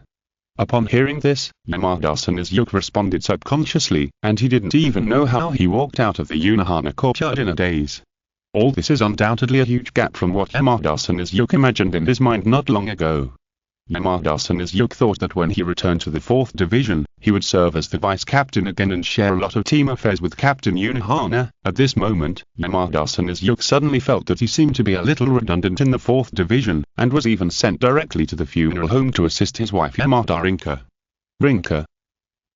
Thinking of this name and that gentle and quiet figure, Yamada-san's heart couldn't help but warm up. After not seeing each other for more than 100 years, Yamada-san felt a strong sense of guilt towards Yamada Rinka, and he missed her even more. And because of the internal layout of the team house, the distance between the captain's courtyard and the vice captain's residence is not too far. Therefore, Yamada-san simply identified the direction and quickly found the vice captain's residence, and then hurried to the vice captain's residence.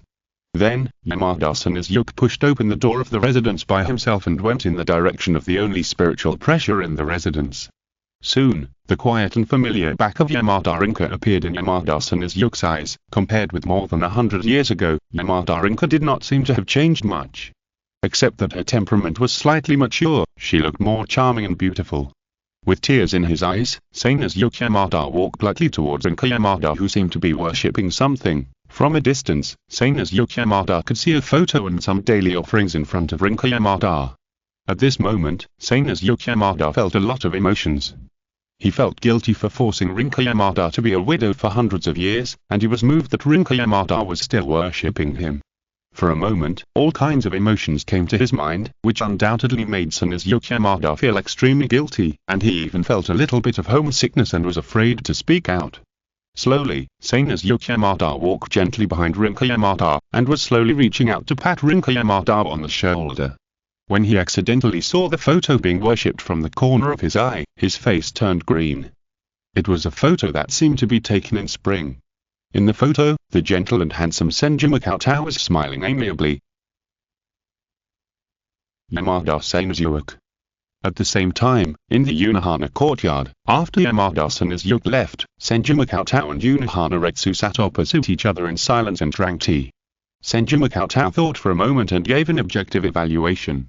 In fact, in addition to the fact that Vice Captain Yamada's quality is not good, he has both ability and character, and both character and medical skills.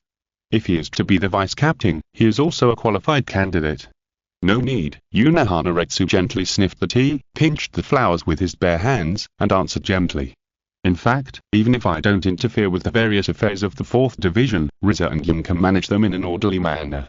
To be honest, I have to thank someone for training Riza and Yun so well. Ahem. As soon as these words came out, Senju Cheng almost choked on the tea he had just taken a sip of. He coughed several times before he calmed down and said awkwardly.